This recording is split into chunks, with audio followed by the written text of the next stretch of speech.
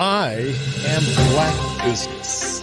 From the moment I wake until the time I sleep, I am Black business. I am Black business. Are you Black business? I am business. Do you support Black businesses? I support Black business because I am Black business. Black Business Expo, one of the largest business showcases in the history of Black business in the world. Sign up today at www.blackbusinessexpousa.com or call 919-308-9090. I am Black business. I am Black business. From the moment I wake until the time I sleep, I am Black business.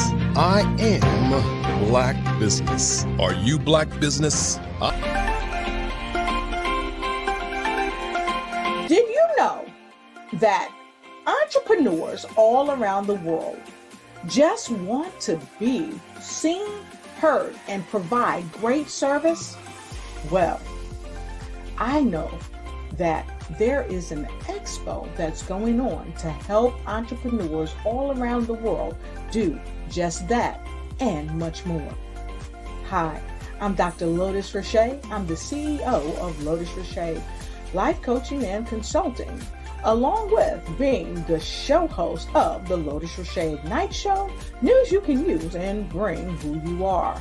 And today I'm bringing to you some amazing information about the Black Business Expo USA, hosted by none other than the remarkable Dr. Eric Kelly. And I welcome you to jump on board this wonderful train that is helping unite businesses all across the planet during the Black Business Expo USA. Here's a word from the CEO of the Black Business Expo, none other than Dr. Eric Kelly. Hi, I'm Dr. Eric Kelly III, and I'd like to invite you to the Black Business Olympics. The Black Business Olympics is one of the largest business showcases in the history of Black America in the world. It gives your company an opportunity to showcase, to market, to advertise your products and services worldwide. And for those who would like to speak or be a vendor, corporation or company, I implore you to give us a call at 919-308-9090 or go to our website, www.blackbusinessexpousa.com. My genius is understanding your vision and utilizing your vision to help you earn a profit. The Black Business Expo is changing my life. This year, they are giving away laptops and even $5,000 in cash to students just like me. I'm Alexis, and I want to go to college to fulfill my dream of becoming an entrepreneur. Help the Black Business Expo going to www.blackbusinessexpousa.com and also becoming a vendor, a sponsor, or donating.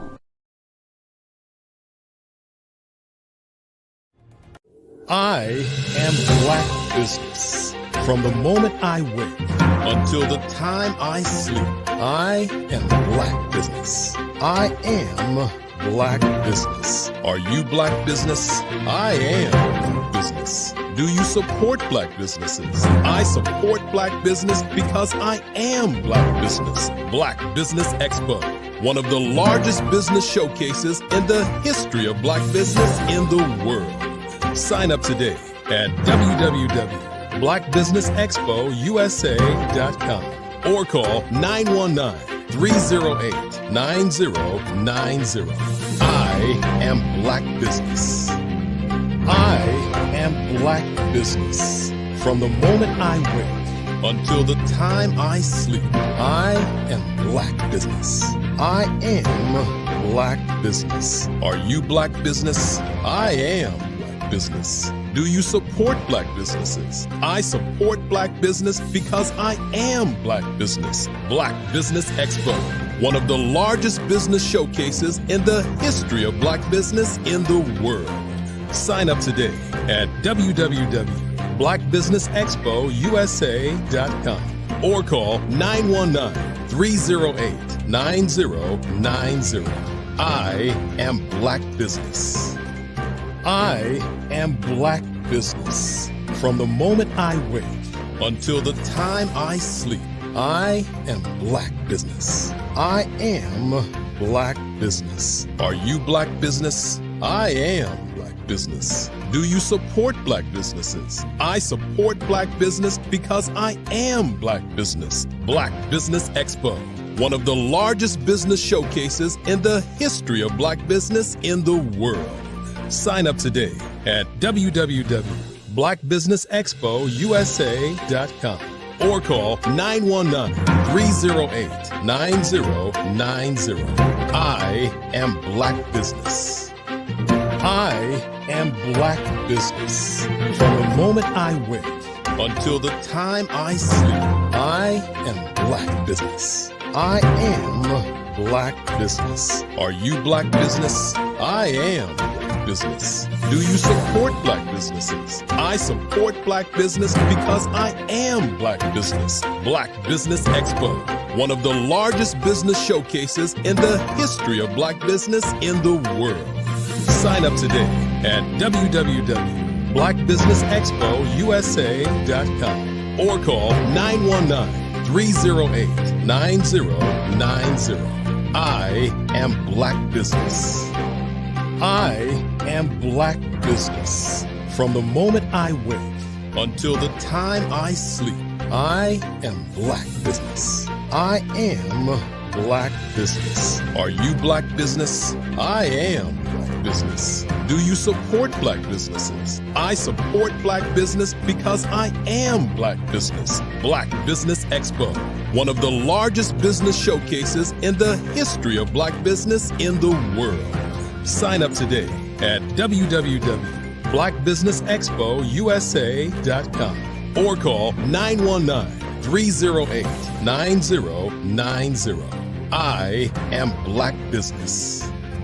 I am Black Business. From the moment I wake until the time I sleep, I am Black Business. I am Black Business. Are you Black Business? I am Black Business. Do you support Black businesses? I support Black business because I am Black Business. Black Business Expo, one of the largest business showcases in the history of Black business in the world.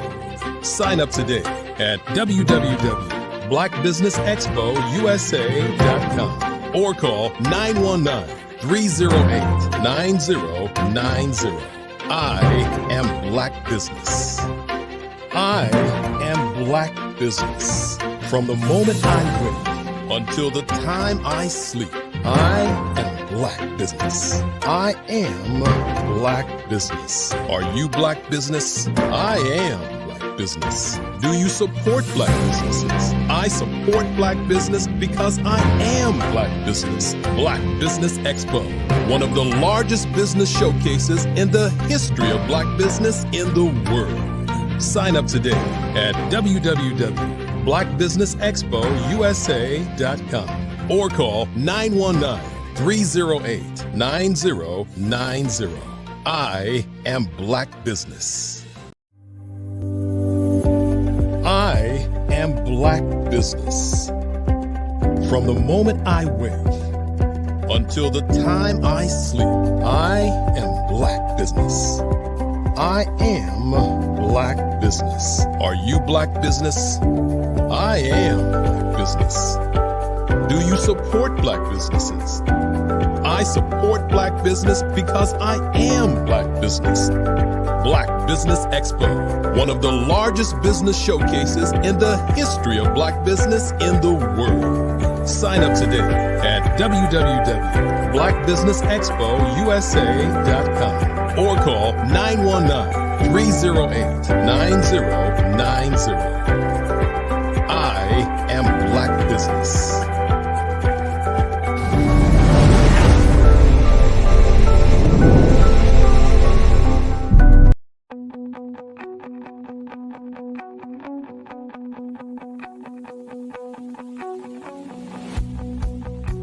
I am Black Business.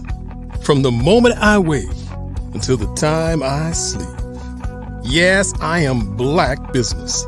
I am Black Business. Tell me, are you Black Business? I am Black Business. Do you support Black businesses? Listen, I support Black business because I am Black Business.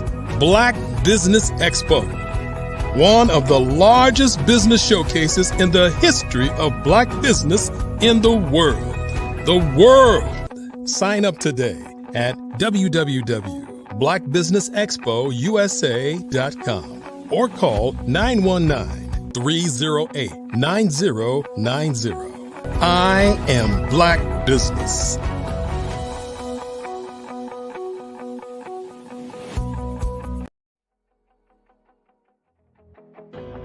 I am Black Business. From the moment I wake until the time I sleep, I am Black Business. I am Black Business. Are you Black Business? I am Black Business. Do you support Black businesses? I support Black business because I am Black Business. Black Business Expo, one of the largest business showcases in the history of Black business in the world.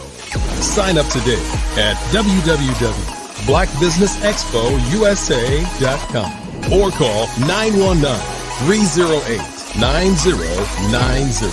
I am Black Business. I am Black Business. From the moment I wake until the time I sleep. Yes, I am Black Business.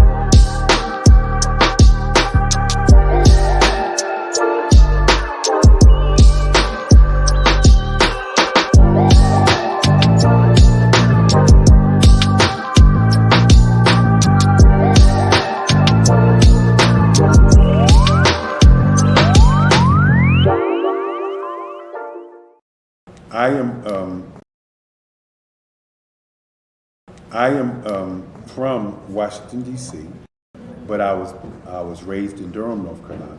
I came to Durham when I was about 5 or 6, and then I traveled back and forth to D.C. because it's where my people are from. One of the unique things about my family is my mother, she's also an artist. She does quilting, and she does a lot of artistic things. And then my son, he draws with both hands, his right hand and his left hand, like I do. So that's kind of a family trait. And then my other son, he's a videographer, and my daughter, she works, she's a regional vice president for Sunglasses. When you start out drawing and sketching, you want to continue to explore, you know, each avenue. I do pastels, I do pen and ink, I do painting, I do acrylics. I haven't done oils yet. But I try to do all facets of art. What I say to a lot of times to people is, you can't put yourself in a box when you're an artist. You have to explore. And over the course of my life, I've tried to explore different mediums. I also do sculpture as well. I choose my subjects by the intensity that they have in their faces, or the intensity that somebody is moving, because I do more than portrait drawings. I also do I do abstract, and then I do figurative drawing also. Well, what happened in this particular show is that I started out trying to come up with something that would be a little bit different than what everybody else is doing. So I was working on a Barack Obama show, and they wanted me to do some paintings of Barack. And so what I did was, because of the deadlines, I kind of did it kind of fast. And then I realized when I was doing it fast, I enjoyed it. And so then I started doing other pieces the same way, and I started to enjoy those pieces also. And so I came up with this particular style. And it's a style of lines and colors. And what's interesting is that when I was in college, I did a show called Lines, Colors, and I talked about the boldness of the blacks, the hotness of the whites, and this is how this has come about, later on in my life. And the colors comes from a lot of the entertainers that I work with, where they wear different colors. They don't wear, your plain reds or your whites. They wear different colors, and so that's also another piece of what's giving me the colors. The subtitle of this show is Faces That Speak Life. That's real critical. Faces that speak life. Each one of these pieces is a life source and a life energy that's being put on display for people that are looking at it. I always say in terms of my art, it's not important that I draw them. It's important what you get out of what I draw. I don't try to just draw it because you like it. People wanted me to do prints. I didn't do prints. People asked me to do different people, but the people that I choose are people that make a difference in the lives of people in the world. So the human landscape idea was, again, as I say, the lines represent your emotions, it represents your ideas, and it represents your journey as a human being. And that's why you get the different pieces and the different looks. And as you notice, I try not to do one look that looks alike another look. And that's what's the most important part of this show. I am Black Business. From the moment I wake until the time I sleep, I am Black Business. I am Black Business. Are you Black Business? I am business. Do you support Black businesses? I support Black business because I am Black Business. Black Business Expo, one of the largest business showcases in the history of Black business in the world. Sign up today at www.blackbusinessexpousa.com or call 919-308-9090. I am Black Business. I am Black Business. From the moment I wake until the time I sleep, I am Black Business. I am Black Business. Are you Black Business? Hello, and good day to business owners, entrepreneurs, thought leaders, and corporations. Welcome to the Black Business Network. I am Dr. Madeline Ann Lewis, the president and CEO of the Executive Women's Success Institute. I'm also an international TEDx speaker, an international best-selling author, and the creator of the online course, Crack the Career Code. I am also the host of the Successful Women radio and TV show. I am also going to be your business moderator for this evening on the Black Business Network.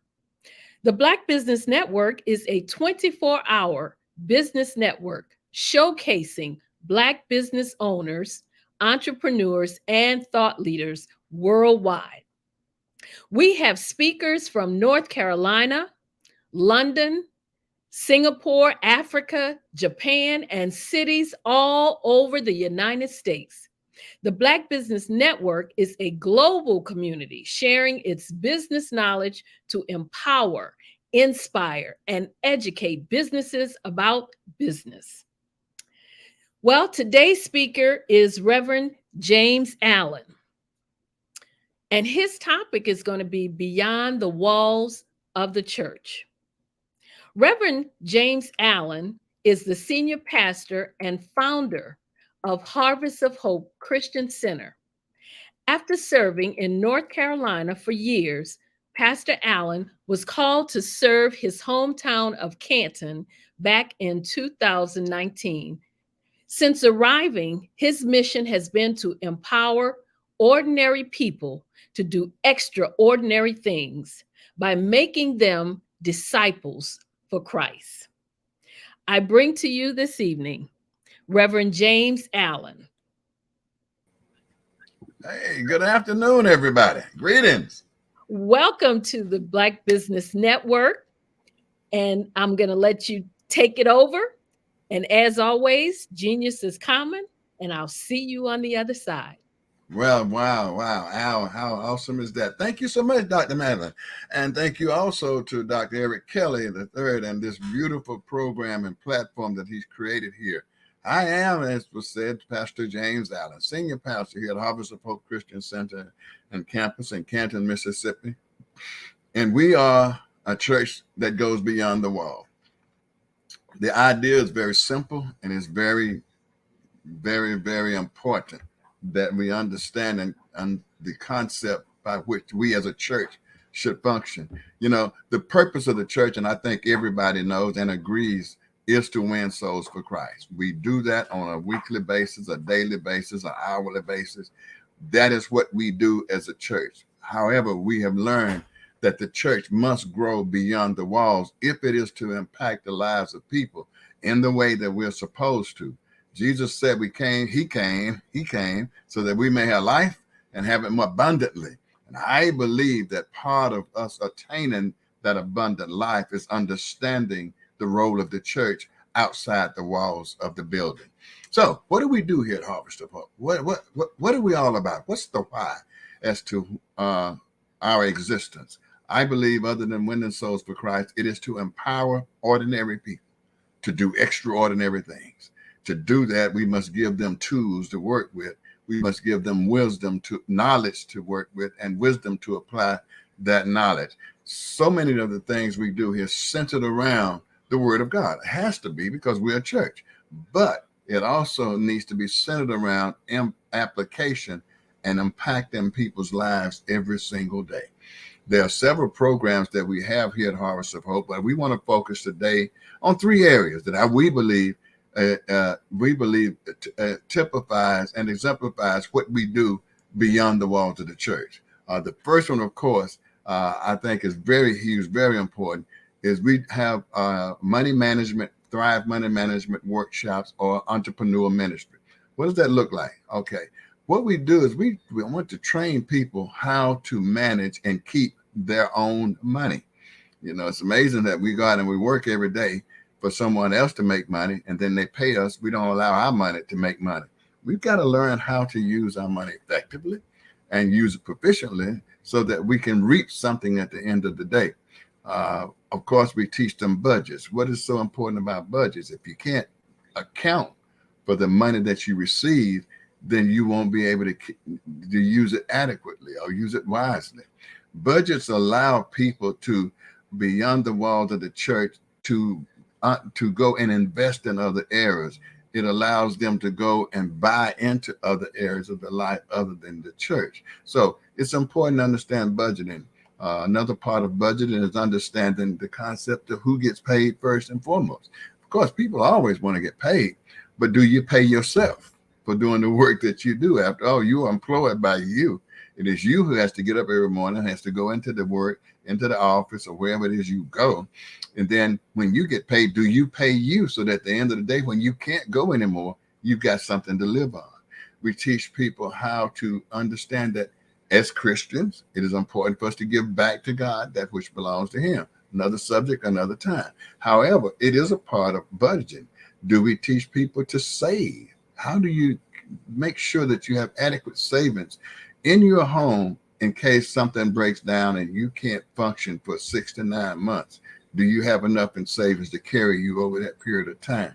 So we teach people how to become homeowners, part of money management, which works in line with another grant that we do. It's called Housing Grants, 523 Self-Help. But we want them to understand it's more to just signing your name on a deed. You have to become homeowners, which means you have to know how to take care and adequately be ready to supply the needs for your house. When your plumbing break down in an apartment building, all you got to do is call the plumber, call the management manager. They're going to take care of it. But when you're the homeowner, you got to foot the bill.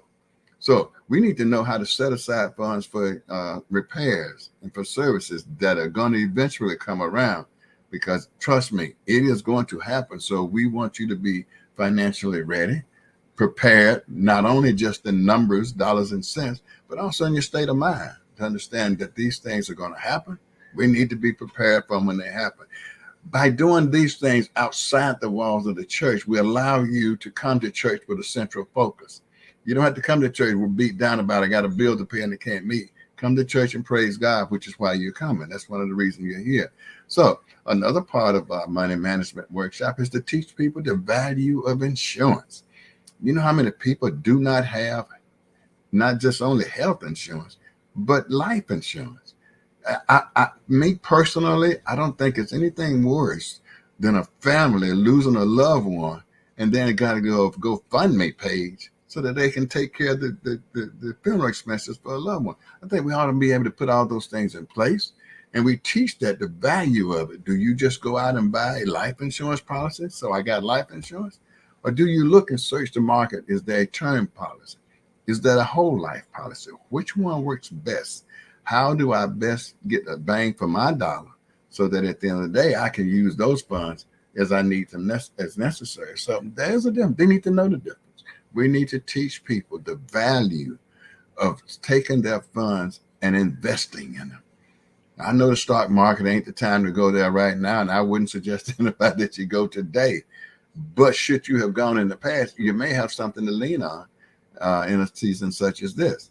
So we teach the people the value of investing, along with the value of being of good credit, because it can't pay cash for everything you get. At some point in time, you're going to need credit. So paying the bills on time, saving money on time, using credit cards wisely on time, all of that's a part of growing in Christ, because we are managing we're being good stewards over the manifold gifts that he's given unto us. So all of that counts. It's very important in terms of our relationship with Christ as well as our relationship with one another. Now, you could get selfish about it, and I really don't suggest this to anybody, but people have needs. Sometimes you just need help. You come to your church, granted. But when we teach everybody how to adequately prepare themselves for what's coming down the road, if it should come, then it takes the burden off of someone having to come be there for you. You've already planned for it and you're there. Never neglect the fact that the church is going to be there. But beyond the walls, we want people to know that there's more to life than coming to church on Sunday morning. What else are we doing here with our Thrive Money Management Workshop? Go back. I mentioned housing earlier. We are preparing people to become homeowners and not renters. The most money you will ever throw away and get nothing in return from it is rent. Because if you can pay rent to live in someone else's apartment, you can pay a mortgage to live in your own. So we teach people to value how to prepare to be homeowners, how to get your credit in order, how to prepare your mind to take care of your properties. But we also help people who have had problems in the past. We do that through grant writing. We do that through grants from USDA, from HUD, from agencies that are providing assistance to becoming homeowners. We even have a part of that homeowner where we have a 504 rehab and repair grant that allows us to go in and help people make repairs to homes they already own, but because of their age, they just don't have the income to go out and make the repairs. we help them find the funds for that. That enables them to focus upon studying the word, pleasing God, coming to church, worshiping God, because you help take care of those burdens that they might be carrying around. So we implement those things. All those things are important because you still have to go to the bank. You still have to be able to qualify. We work with people in terms of learning how to prepare themselves for tomorrow. So money management is huge. It's very important.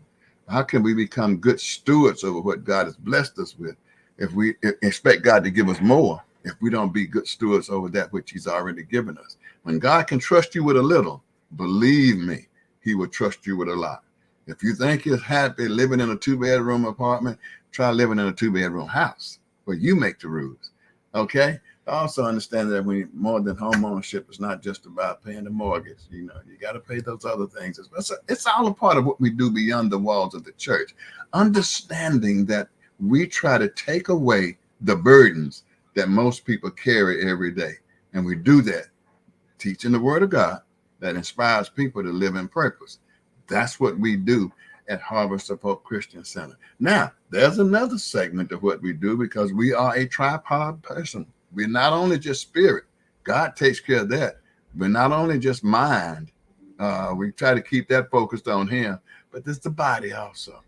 The word teaches us in the book of 3 John and chapter 3 John and verse 2 that, beloved, above all, I wish that thou mayest prosper, money management, and be in good health is what we're getting ready to talk about, even as thy soul prospers. So we're going to take care of all three.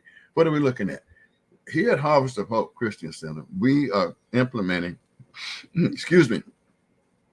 what we call Healthy Family Fun Days. Now, we have fun days in the spring where we just come out, just have fun, cook out, bouncy houses, games, music, just have fun. That's what life is all about, to be able to enjoy life as a family. So in May, we do that. But in the fall, we do what we call here at Harvest of Hope, we call our Healthy Family Fun Day. And that's been inspired by one of the disciples here at our church, Sister Desiree Brown, the wife of Minister Vernon Brown. You know, they come with energy, and she has poured her heart into building this health fair that we're calling it. What are we going to do? We're going to teach people. Well, this is what we do. We call it a cheap doctor visit, and sometimes even free, because you're going to be able to come here through the medical professionals that's going to be on site on October the 1st of 2022. The medical professional is going to be on site, and they're going to be here doing every kind of screening that is possible that we know of today. We're going to have diabetes screening. We're going to have HIV screening. We're going to have COVID screenings. We're going to have health-wise screening. What I mean, weight, height, proportion. We're going to have dietitians going to be here. Nutritionists is going to be here. We're going to have a mental health group here to talk about suicide and talk about depressions, things that we all deal with, whether we admit it or not. We're going to have speakers coming in to talk about different aspects of our life so that we can not only be healthy, but live healthy. We're going to have a lady here who's going to be doing exercises, yoga classes, Pilates. That's the word I'm trying to think of. They're going to be doing exercise, teaching different exercises that we can do to keep our bodies in shape. And then we're going to have a lady going to do a smoothie bar. Now, I got to be upfront with you. Let me be transparent. I'm not a smoothie guy, but I do understand they're very healthy for you. Lots of people are loving them. So we're going to teach you how to make them, how to prepare them so that you can have that alternative to the bacon and eggs or the sausage and the country ham, all that good stuff that we really like. But it's all about healthy living. We're also going to be preparing food on the grill to teach you how you can grill food that is very good, as opposed to frying it, boiling it in fat and all that other stuff, so that we can get our arteries cleaned out. We can get our minds focused upon doing the right things and treating our body like the temple that it has become. All of that's a part of taking this church beyond the walls, because it's easy to meet here on Sunday morning. And we're so thankful to God that the people do come out and support this ministry. But we want to be able to meet them outside of the walls so that we can help them become independent in a lot of ways, but codependent in other ways, because we need each other. As a church, we need to go into the neighborhoods and be our brother's keeper, is what the Lord said to us. We need to teach people the values of communicating one with the other and sharing our needs, the concerns, and our desires, to teach people the safe things to be doing. Walking, for instance, we have a terrific walking program, again, where we go out to the park. Some people are walking downtown. In Canton, we're blessed. We have this beautiful downtown square, historic downtown. You can walk around the square, see the businesses. In the wintertime, you can see the leaves change. And then over the holidays, the Christmas lights, whatever. But just to go walking, to get your body in shape, to be able to run the race until the end. Harvest of Hope Christian Center, we are more than a body of worshipers. Part of our worship is our service. So we worship God and praise God through our service. We worship God and praise him through our abilities and the desires to go into the communities and impact the community. And we at Harvest of Hope Christian Center, that's Church Beyond the Walls, we're not caught up with what it looks like. We're not caught up in what church you go to. We're not caught up in where you live. We're caught up in being my brother's keeper and loving our neighbor as we love ourselves. And we take this ministry that he has given us in this little part of Zion, and we use it to make Canton better and improve the lives of the people that he surrounded us with.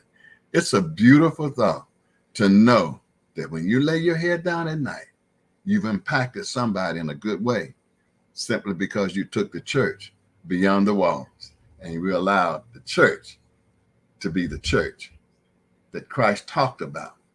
When he said he looked out among the people and he saw that they had no shepherd and was lost. So he prayed to the Lord of the harvest to send ye laborers into the vineyard. For the harvest is plentiful, believe me when I tell you, but the laborers are few.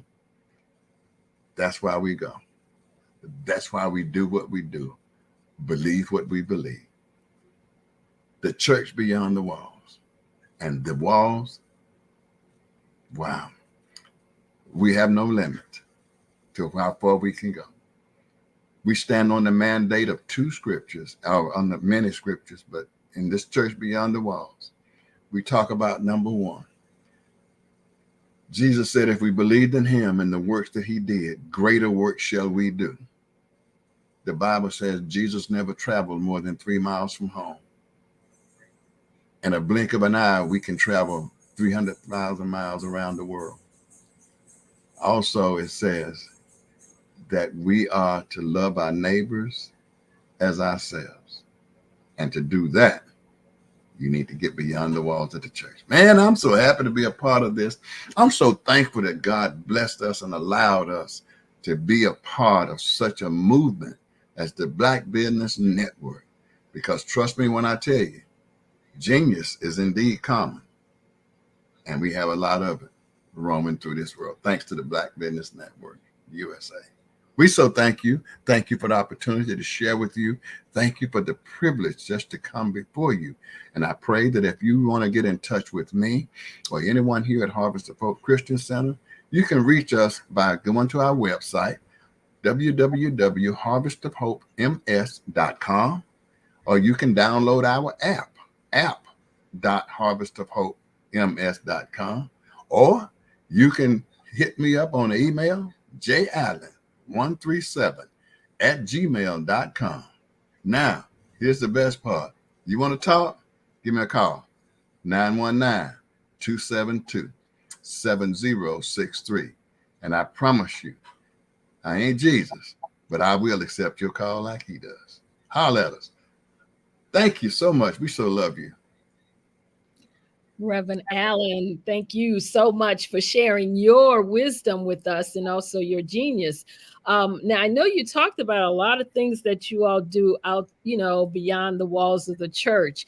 Mm-hmm. And you also, I think you mentioned that you all had a money management program. So you teach them about you teach your, constituents about financial literacy. That's correct. Yes, we So, do. now, is that do you have a lot of I want to say, what's your biggest challenge with that? I mean, because I know the younger generation today, I think they're the ones that really kind of need to understand how that, how money works and how the financial aspect of it works, so they're not always running out buying those $300 tennis shoes when they could be doing something else with their money. So is that your biggest challenge, trying to get the younger ones to understand how that financial part works too? Well, actually, no. And I say that because the younger people right now do have that idea that it's easy to go out and buy. And Mhm. of course, the world is not helping them any when they throw credit cards in their mailboxes and just tell them to go ahead and charge it. So, yeah, we do teach the value of credit cards, but also how important it is to manage those things. Mhm. We teach them, we want to teach them how to build credit, because once you come out of school, that's going to be your greatest asset. How to save money. We teach them how important it is to understand interest rates. And everything that they say is free is not free. We Mhm. teach them so many things that they'll value 10 years from now, because today it's easy, but it's not going to always be that way. So that's not the biggest challenge. One of the biggest challenges we face is getting the more mature section of our society to Mhm. understand that money can gain value somewhere besides under the mattress. Okay. Wow. That's absolutely true. That Yeah. is so true, to figure out that you can have the money, but you can't put it under the mattress. And then you have to figure out what's a good vehicle to put it in that's going to also give you the most on your money. And like you said, putting it those credit cards, definitely not going to help. And that's one of the things that has always been a pet peeve with me, the especially for the younger generation when they're in college, how they send them all those advertisements for Mhm, credit mhm, cards, mhm, mhm. and so they just feel like, oh, well, they sending me this, I could get this credit card and I could just charge up, Right, but right, they don't realize that, yeah, you can charge a whole lot of stuff, but right, you got to right. actually pay for that. And I was looking at credit cards are, I mean, they're up to like Oh, absolutely, 29.99% on interest rate absolutely, on credit absolutely. cards. So you Yeah, really yeah. don't want to have a whole bunch of credit cards lined up. So it's really great that you all are doing that, because they don't teach them financial. They don't teach it in school, so No, they're not a whole lot. A lot of times they're not going to get that information in school. It has to come from outside, and like you said, getting it from the church and beyond those walls of the church, that's a good thing, because sometimes that's the only place they're going to be able to find it. absolutely, absolutely. Yeah. Another thing that we teach here in our money management classes is Mhm. banking. Now, most people don't think about banking. They just see the building down the street that says bank. They go put their money in it, and Oh then yeah. go to the ATM, and they're happy. But Hmm. they don't know how much they're spending that the bank is charging them to keep your money. Yes. They're using your money every day, making tremendous interest on it, but you don't reap any of that. So The we penny. teach the value of searching around for banks. And one of Yes. the best banks around today is an online bank, because Okay. you can get an online bank account with, I would say, over 70% less of the fees and services that everybody else is charging, have Hmm. access to your money, Hmm. and you don't have to pay ridiculous fees if you keep a certain amount, and if you don't keep a certain amount, if you use this too many times. We use an online bank, personally, I do, that reimburses me every time I go to an ATM. I don't have to pay. They give those funds back. That Hmm. Hmm. that can work in your favor, if you're Most on the road, if you're a student. hmm. So we're trying to teach the value of banking, understanding Exactly. what it's all about. But also, when we do these things, doctor, what we are doing is building a relationship with banks. We're Hmm. building relationships with lending institutions. so that not only when the church goes to borrow money, when we get ready to build our new sanctuary, we have a relationship with the church. I mean, with the bank. We have a relationship with funders and mortgage companies, but so does our discipleship. They are building relationships with them as well. Business people start businesses here at Harvest of Hope. We search banks before you go out and just, hey, I'm gonna open up my business and put my money in 123 National Bank. Go find a bank that's gonna serve your company, give you the best bang for your buck, and be there when you need them. Absolutely. Yeah. You're so right about that.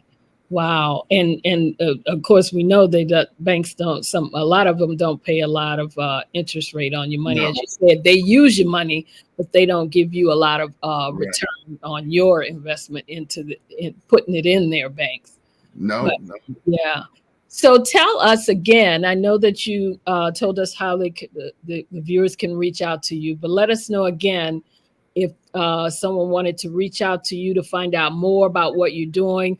Maybe some of the viewers in Mississippi that's listening to you right now that hadn't heard of all the wonderful things that you all are doing. Let them know again how they can reach out to you. Okay, the easiest way, the most effective way is to go to our website, harvestofhopems.com. There's a link on there called Let's Get Connected. Click on that link. Drop me your phone number, your email address, or whatever your concern is, comments. We will get back to you. I promise you. Or you can also see all of the programs and services that we are providing here at Harvest of Hope Christian Center. All right. If that's not good and you're on the go, download our app to your phone, app.harvestofhopems.com. And just like you click on your favorite app to play your game, your Candy Crush or whatever games you play, click on our app. It will go to our app and you can download past teachings that we've done. If you want to pull up something from the money management class, if you want to pull up something from the entrepreneurial class, just click on it. You can pull it up, take a look at it and say, hey, I like that. Give us a call, find out more about it. If all that fails, just hit me up on an email, jallen137@gmail. And I promise you, I check my emails every morning because I failed to reply. I failed to respond to someone who took the time out to email me. I will email you back.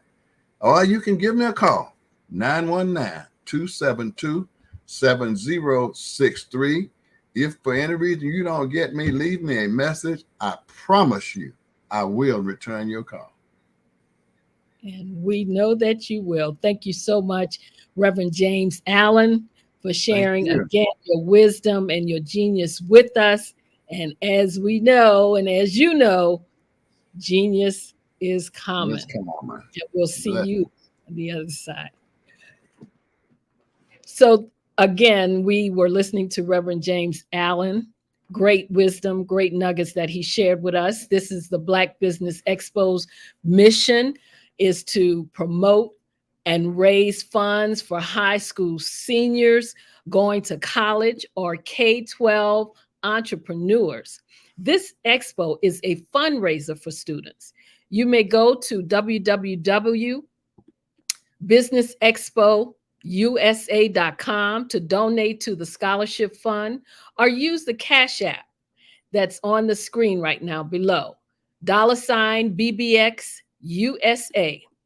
Our goal is to give laptops and up to $5,000 to 10 students. And students can register online, again, at www.blackbusinessexpousa.com. Remember, every dollar counts. So we want you to donate to this scholarship fund. It's for a good cause. It's for our students, for the children. We thank you. We want to thank our Black Business Expo USA sponsors for September 2022. First Atlantic Insurance Group, Creative Force Studios, First Financial Securities, NC 100, Carolina's Virginia Minority Supplier Development Council, The Breathing Experience, Margie McLean Foundation, Work the Thing Supplements, B.H. Smith and Associates, Live Shackle Free, Nubian Media, Black House Media Group, 5-Star BDM LLC, Black Multiverse Enterprises, Technical Consulting, Carthon Consulting Group, Lotus Richer Ignites, Uniquely Different Enterprises, Career Communications, STEM City USA, Artistic App Design, I Define TV, Lee Entertainment, Genius is Common, and of course, the Black Business Expo USA. Thank you for joining us. And as always, I'm your moderator, Dr. Madeline Ann Lewis. Genius is common, and I'll see you on the other side. Did you know women represent just 3% of Fortune 500 CEOs and less than 15% of corporate executives at top companies worldwide? Have you wondered what the secrets are to getting into the top ranks, whether in the private or public sector? Do you want to figure out how to stop being held back in your career or passed over for promotion? Then you're in the right place. Hi, I'm Dr. Madeline Ann Lewis, President and CEO of the Executive Women's Success Institute. I have decades of experience in the military, the federal government, and corporate America, and my mission is to help women succeed and tap into their full potential. I want to reach 1 million+ women around the world to become the leaders they are meant to be. So if you want to move into a management or executive level position, or maybe you are a female veteran transitioning out of the military into business entrepreneurship, then reach out to the Executive Women's Success Institute at 301-693-3284. Let us get you on the fast track to success.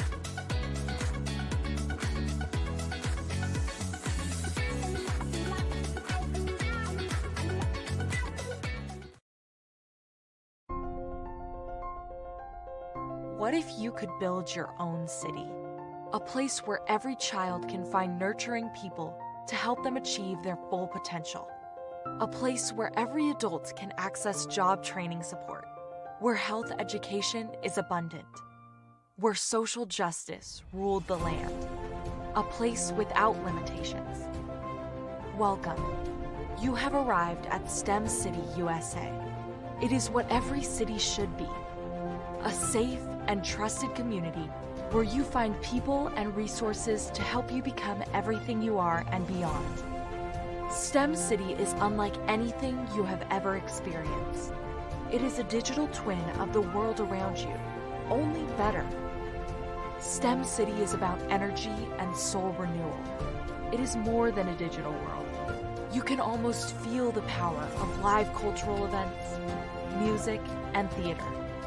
STEM City promises a better future for children with caring mentors and hands-on activities with dedicated tutors to support our youth.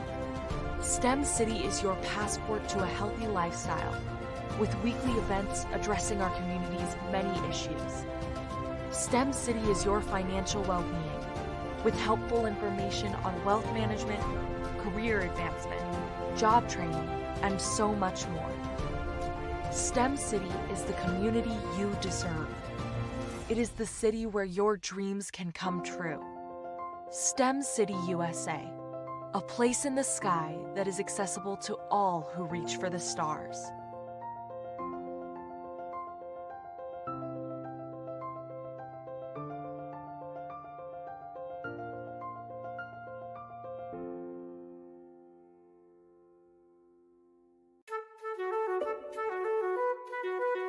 This is Dr. Arnold T. Petsworth. Yes, that's his given name. No, don't look into it. He's the owner of Petsworth Vet World, a veterinary clinic in Hoffman, Connecticut. His patients include Dog, cat, turtle, turtle, cat, turtle, frog, hamster, fish, Goldie? dog, and this alpaca. Due to doctor-patient confidentiality, we can't tell you their names. Business at Vet World was steady, and then quarantine hit.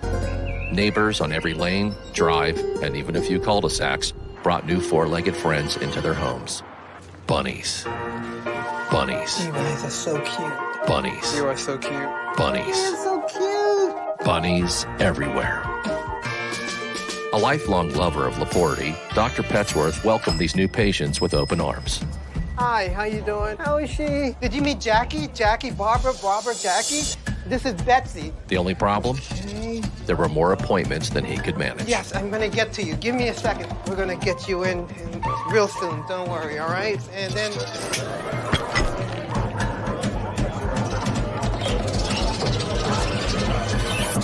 That's when Dr. Petsworth turned to his American Express business card, which offers spending potential that's built for his changing business needs.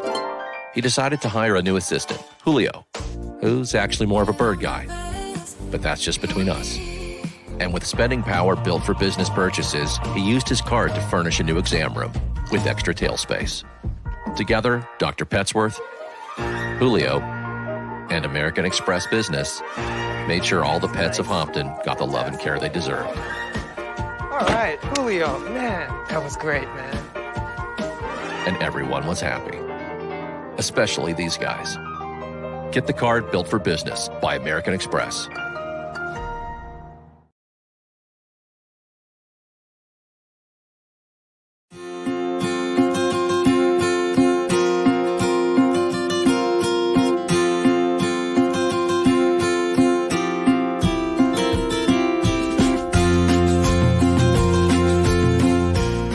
Hello, my name is Rochelle. I am 11 years old, and my genius is entrepreneurship, and my genius is comedy.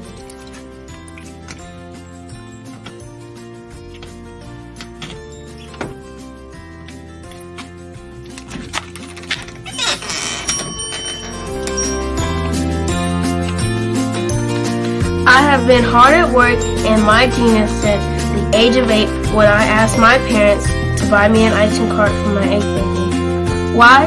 Because I love ice cream, and I knew that 99.9% of the world loves ice cream too.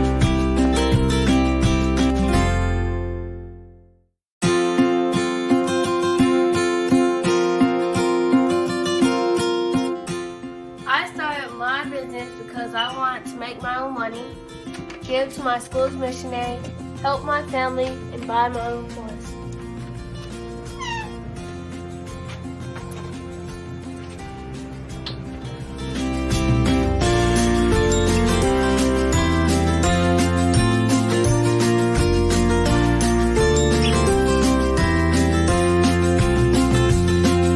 While working in my genius, I have learned a lot about business and what it takes to be successful. I quickly learned that hard work, determination, and perseverance are the standard qualities you need to succeed.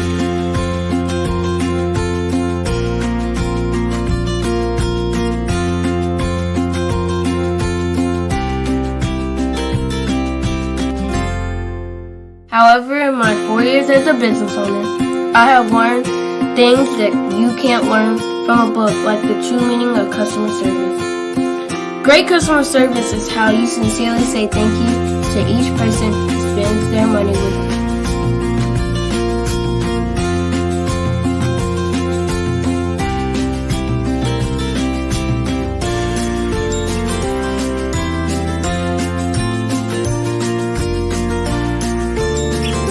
I have learned that there are more people praying for me to succeed than those who are not. I have learned that people are always watching and are expecting great things from me. I can't imagine letting them down.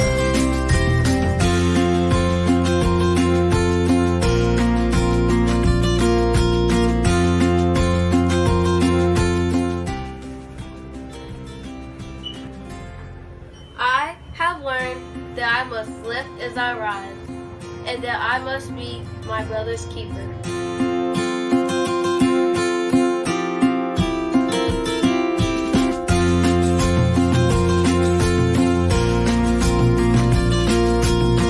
I have learned that it's very important to give back to the people, the colleges, and the community where I live.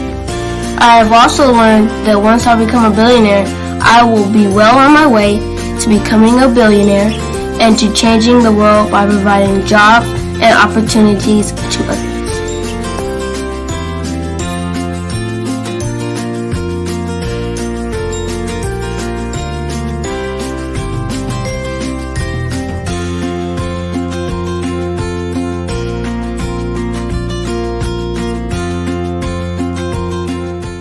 I'm Boshel, the little icing cube, and my genius is coming.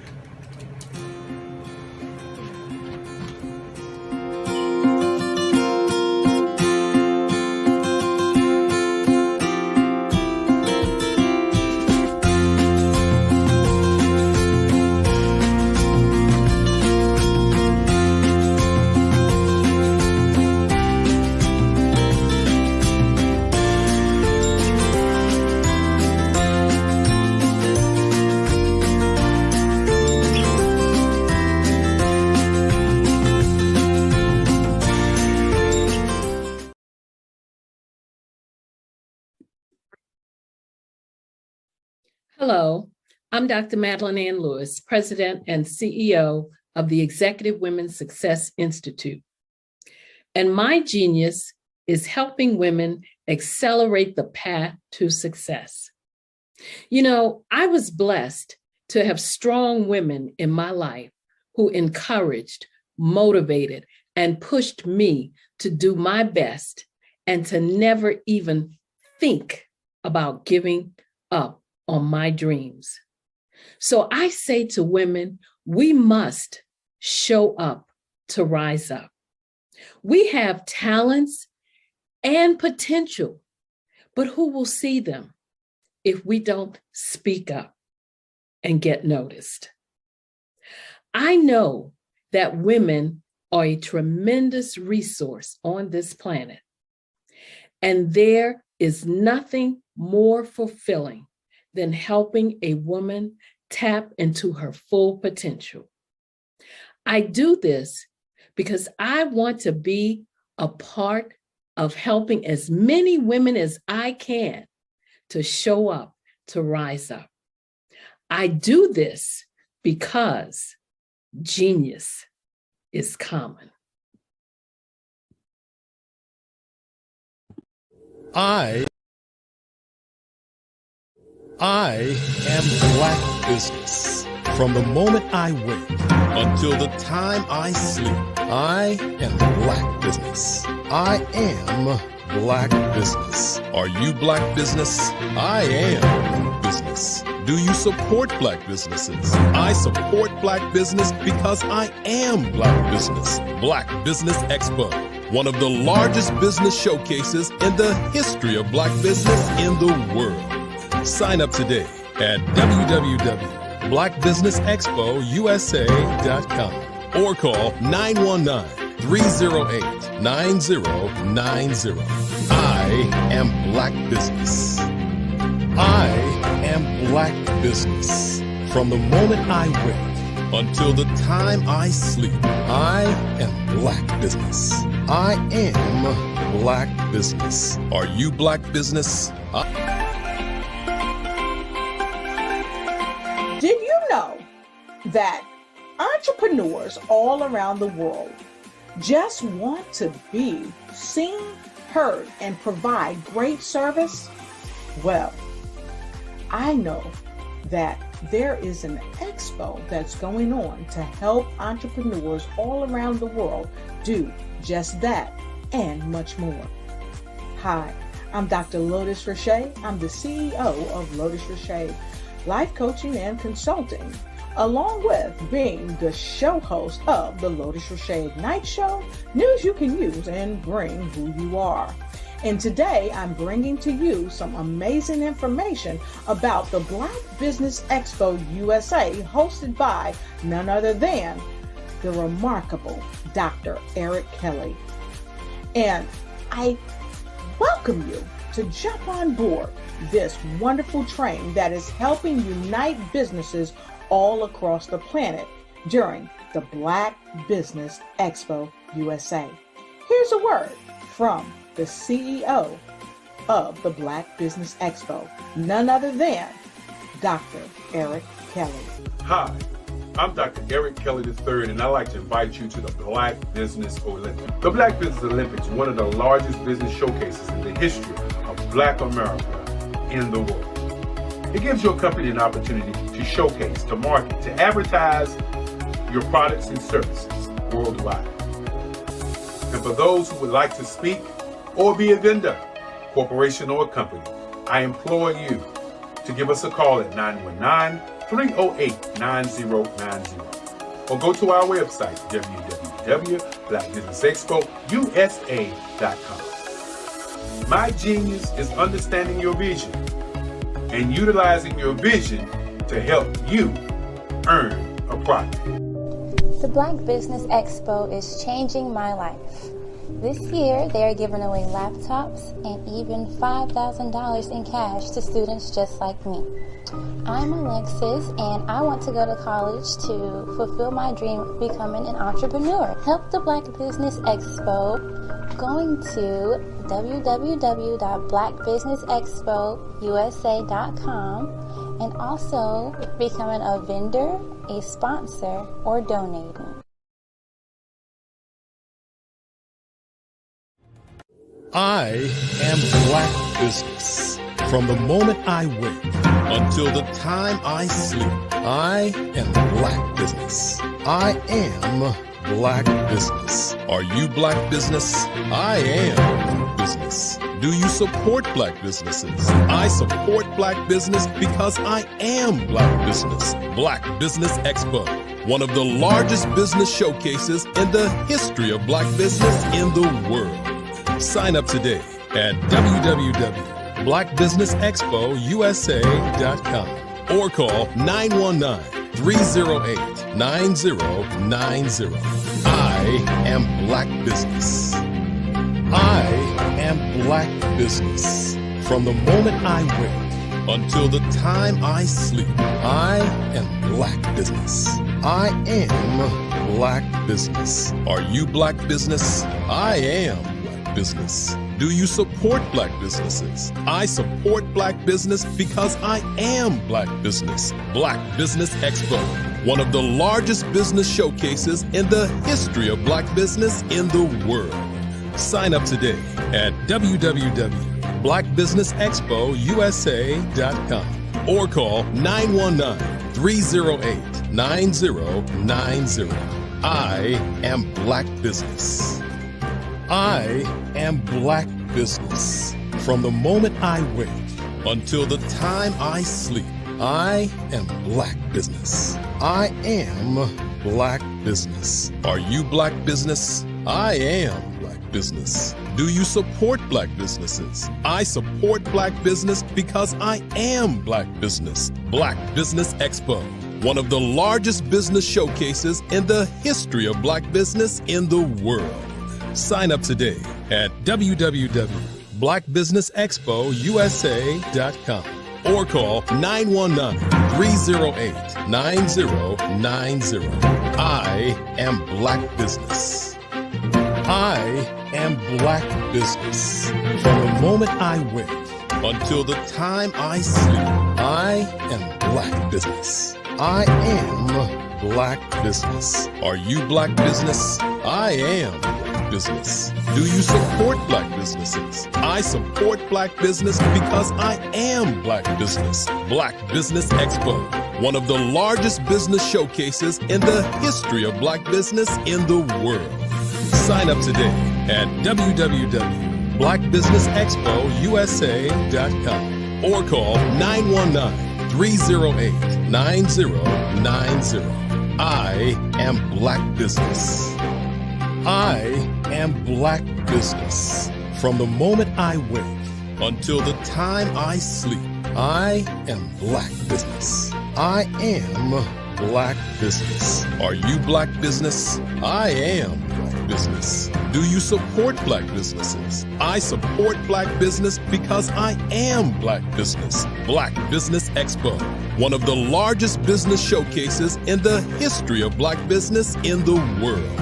Sign up today at www.blackbusinessexpousa.com or call 919-308-9090. I am Black Business.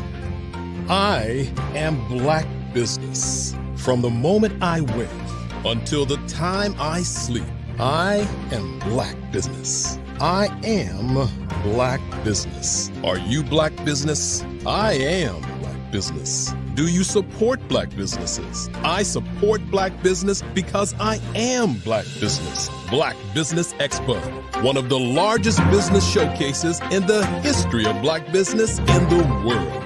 Sign up today at www.blackbusinessexpousa.com or call 919-308-9090. I am Black Business. I am Black Business. From the moment I wake until the time I sleep, I am Black Business. I am Black Business. Are you Black Business? I am Black Business. Do you support Black businesses? I support Black business because I am Black Business. Black Business Expo, one of the largest business showcases in the history of Black business in the world. Sign up today at www.blackbusinessexpousa.com or call 919-308-9090. I am Black Business.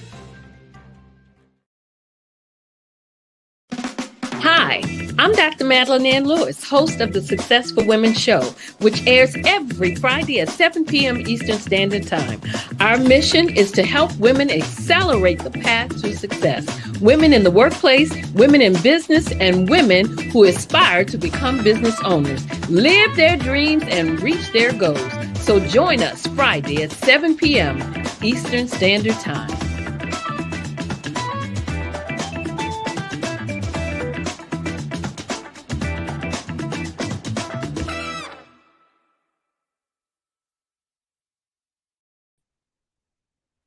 Hello, and welcome back to all the business owners, entrepreneurs, thought leaders, and corporations. Welcome back to the Black Business Network. I am Dr. Madeline Ann Lewis, President and CEO of the Executive Women's Success Institute. I'm an international TEDx speaker, an international best-selling author. I'm also the creator of Crack the Career Code, How to Lead with Confidence, Charisma, and Credibility. And I'm the host of the Successful Women Radio and TV show. It's a great pleasure to be here today. It's a great pleasure to be able to introduce our next speaker, who is Warren G. Smith. His topic is going to be God's Design for My Business. Warren G. Smith Sr. is a man who epitomizes the phrase jack of all trades. As an entrepreneur, Warren has successfully launched his business, Polymath Consulting Agency, LLC, where he assists entrepreneurs, churches, members, and anyone seeking career counseling to understand, assess, and advance in the positive direction they desire. I'd like to bring on and introduce to all of you, present to all of you, Warren G. Smith. Hello, Dr. Madeline. Thank you so much for allowing me to be here. Hi, it's great to have you here.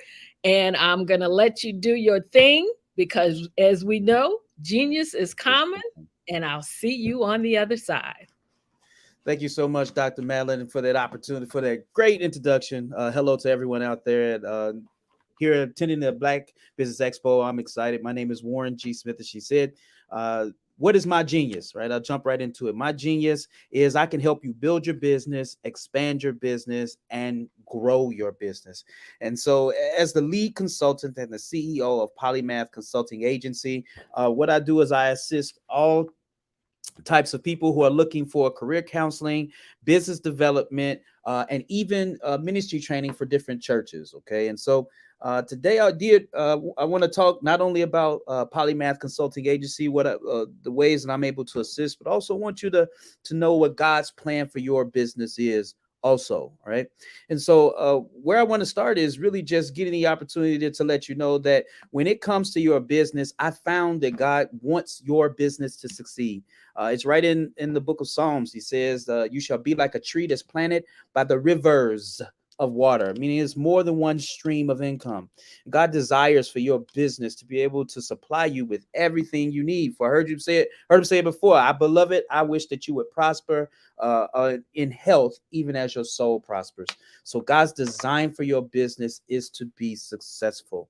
And with that in mind, Polymath Consulting Agency is where I'm able to assist you to be successful. And the first place to be successful is always in understanding your business plan. You got to have a business plan. You have to have something on paper that's going to map out your road to success. What does it look like? What types of avenues do I need to take? What type of twists and turns do I need to prepare for? Here are all of my ideas and plans, and I need to put them on paper. Because if you remember in Habakkuk, he says, write the vision and make it plain upon the tables, that they who read it may run. And sometimes the person needs to read what's on the table is you, right? Because your business, it's going to be hard sometimes. You're going to have some difficulties. But even with those difficulties in place, God says, I want you to remember the promises that I gave you. And this business is his promise for your life, for your children's life. It is the birth of generational wealth. And I wonder today, how many of you can say, I have my business plan in place? Well, that's why I'm able to help you. Maybe the business plan is so big, it's so insurmountable. It seems like it's something that is too big for me. I got a plan for that too. It's called a vision board. I help you with vision boards. I help you take pictures. We're going to go all across our society, and we're going to look for pictures to put an idea, to get the ideas that you have in your head and put them on your wall so that you can see them every single day, because then you know what you're looking for. You know what you're grinding for. You know what those sacrifices are for. You're able to get to a place where you can get to that business plan. And from there, we can branch you out. Maybe I have my business already, Warren, and I hear what you're saying, but I got some dreams, I got ideas, and I got my business. Well, then it's time to expand. And that's when we look into branding your business. That's when we look into developing ideas and marketing your business. I'm able to assist you with all of those type of things. And that's one of the major areas that I believe that a lot of people in their business have found a lot of difficulty, and that's marketing. They feel like they have to spend thousands upon thousands of dollars to get Facebook ads up, when there are different and more interesting ways to get that going for you. We're looking at, here's something for free. Your business cards, right? You can have business cards, and everywhere you go, you're passing out a business card to the cashier. Whether you need my services or not, you get a business card. To the person who takes the carts back, I'm gonna give you one of my cards. To somebody at the gas station, when you swipe your card, I drop my card. I do them both at the same time. Why? Because your business is about to boom when you understand that marketing is really your way to interact with other people. And so you want to get your business into a place where you're able to go all the way to the top. You want to be as great as you can be, and you want to go to be able to provide resources for not just your family, but for everyone else. It's something that I found also.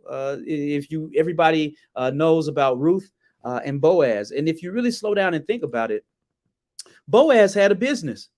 He was not only in real estate, his business was able to give to people who didn't have any food.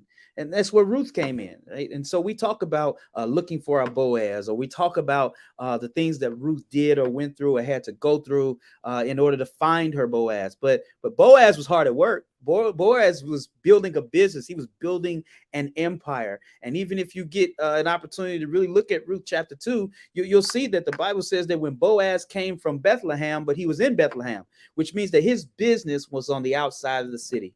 And there are times that you're going to feel like you're isolated in business. It's going to feel like you're alone. It's going to feel like nobody understands, nobody sees your vision. But even though that time comes in your life, you got to know God's plan is for you to move outside the city. Don't literally get up and move outside the city, but I do want you to get outside of the mindset that it has to be in a box. God wants you to get out of that box and get your business to a place where you're able to do more with your business than you have ever expected in your mind. And so those are some of the ways that I help you get that business off the ground, help you work on your articles of incorporation, get that state registration done for yourself, helping you understand the different options or avenues that you can go in to get financing also. But maybe you don't want to start a business, because business and entrepreneurship are not for everybody. But I do believe that there are some people who says, I don't want a business, I just want to work. I need some help finding a job. Well, after 15 years of work through job searching and career counseling through multiple state and government agencies, I'm able to assist you with your resume. I'm able to assist you by giving you the things that you need to assist you along the path of career employment, a career pathway. And that includes resumes. I can write your resume for you. And I'm not going to do it at the price that they charge you. I'm going to use it. I'm going to give you something individualized. I'm going to show you how to create your resume. I'm going to do it for you. Once I'm done creating that resume, I'm going to email it to you so that you have a copy yourself in your email, because everyone knows we hardly ever have a paper copy when we need them. But if we're able to print them on the go, I'm going to email that to you. And not only am I going to email it to you so that you can print it at will, but when I email that to you, I'm going to make it so that if you need to make changes, you can do that on your own, right? Because I've already shown you the steps. It's not about me making money on top of you. It's about me preparing you to experience life and your legacy and build it the way you wanted to build it with God's help, so that you're able to do it in the future. Okay. I'm going to help you with some mock interviews, because it's been a long time. This pandemic has kept us all out of understanding what it means to truly go on an interview. But that's where I'm going to help you there. I'm going to help you with interviewing. I'm going to help you get some things in place. I'm going to help you get all of your business areas in place and set up so that you can grow and go to do the things that you want to do, be able to make business. And that's what Black business is all about. Not just becoming an entrepreneur, but assisting you to grow to the next level in life. And that's what I intend to do with Polymath Consulting Agency. And so the last area is a ministry area where I assist churches with being able to not only, because church is a business also. And what people have to understand is, just like you have to pay your bills, the church has to pay their bills too. And what happens is, even though this pandemic has been extremely difficult on the lives and the legacies and the abilities of us as people, the church is taking a hard hit too. But what I want you to understand is that even though your church, the church you serve at, the church that you're leading, the church that you're going to, the church that's around the corner, even though they're still standing or the building is still there, they need help too, right? Every church is not fully functioning in the way it should. That's where I can help, right? And one of the ways that I can help there is I'm able to assist by training. I can train your preachers, I can train your ministry staff, I can train your office staff, I can make sure that they understand the documentation that they need. I'm able to help you understand how to fill out that documentation. I can help train your deacons, pastors, finance committee, ushers ministry, everything, because the one thing that we often miss out on is the fact that your business, even your church, has to have people that are trained to execute at the highest level. Paul says something. He says, I want to show you a more excellent way. The Bible also said that when Daniel was chosen above all the other priests, he was chosen above all the other people, all the other regality, all the other people that had position. He was chosen above them because he had an excellent spirit. And that means that when you do what you do in your business, when you do what you do in your church, you gotta do it with the spirit of excellence. And when you are focused on living life and giving God all you can, serving and helping the community, those around you, and even in your church family, you have to do it with the spirit of excellence. Even when things are hard, right? Even when things are rough, even when things have gone astray and gone awry, you have to make sure that you're focusing on doing it with the spirit of excellence. And God's design for your business is for you to take the worst of times and to use it and execute with the spirit of excellence. So when things get better, you are prepared to succeed.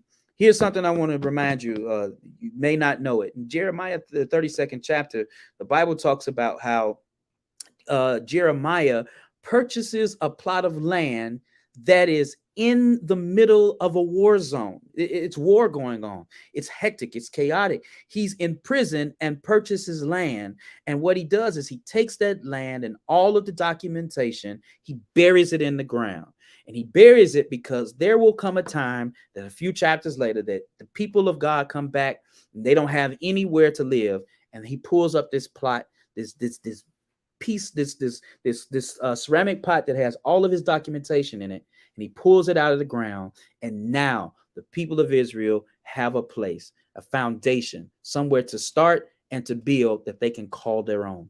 And that's what God wants for your business. God's design for your business is to put you in a place where even in the worst of times, you're building, you're preparing. And when this worst time, as we're preparing to come out of this pandemic, a new normal is about to present itself. We're about to go into a time and season that we've never experienced before since the Great Depression. And you're going to see that things are going to be different. And you're going to see that you're going to need all of these different areas of experience and genius at your fingertips to be able to succeed in what's coming next.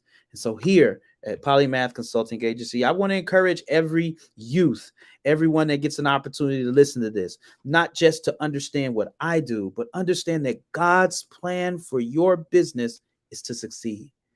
Boaz was successful, and when Ruth came, he was able to complete his family.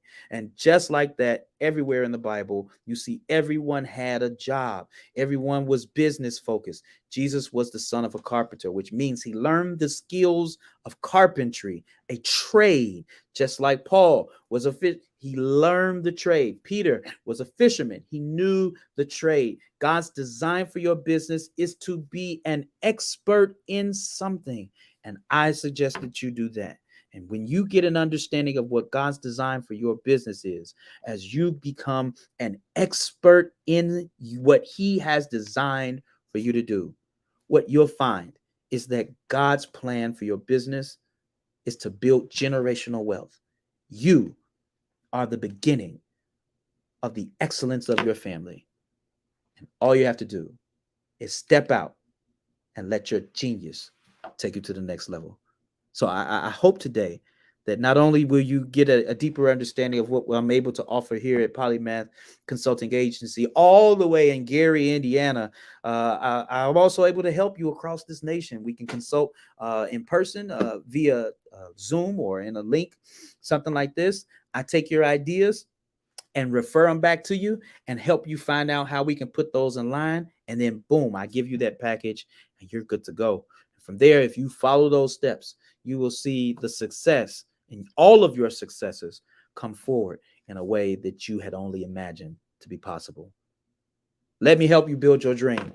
Let me help you build your business. Let me help your church to be successful. Let me help you operate with the spirit of excellence. And from there, genius is absolutely coming. And I'm grateful for this opportunity. Wow, that was awesome. All the things that you are doing as far as helping, people get their business correct. And I love what you talked about the business plan and helping them to make sure that they get that business plan in place. Because we know that that's pretty much the first step there, to get that business plan together, because that's the thing I'm sure that can get them, funding sometimes if they need the funding or what have you.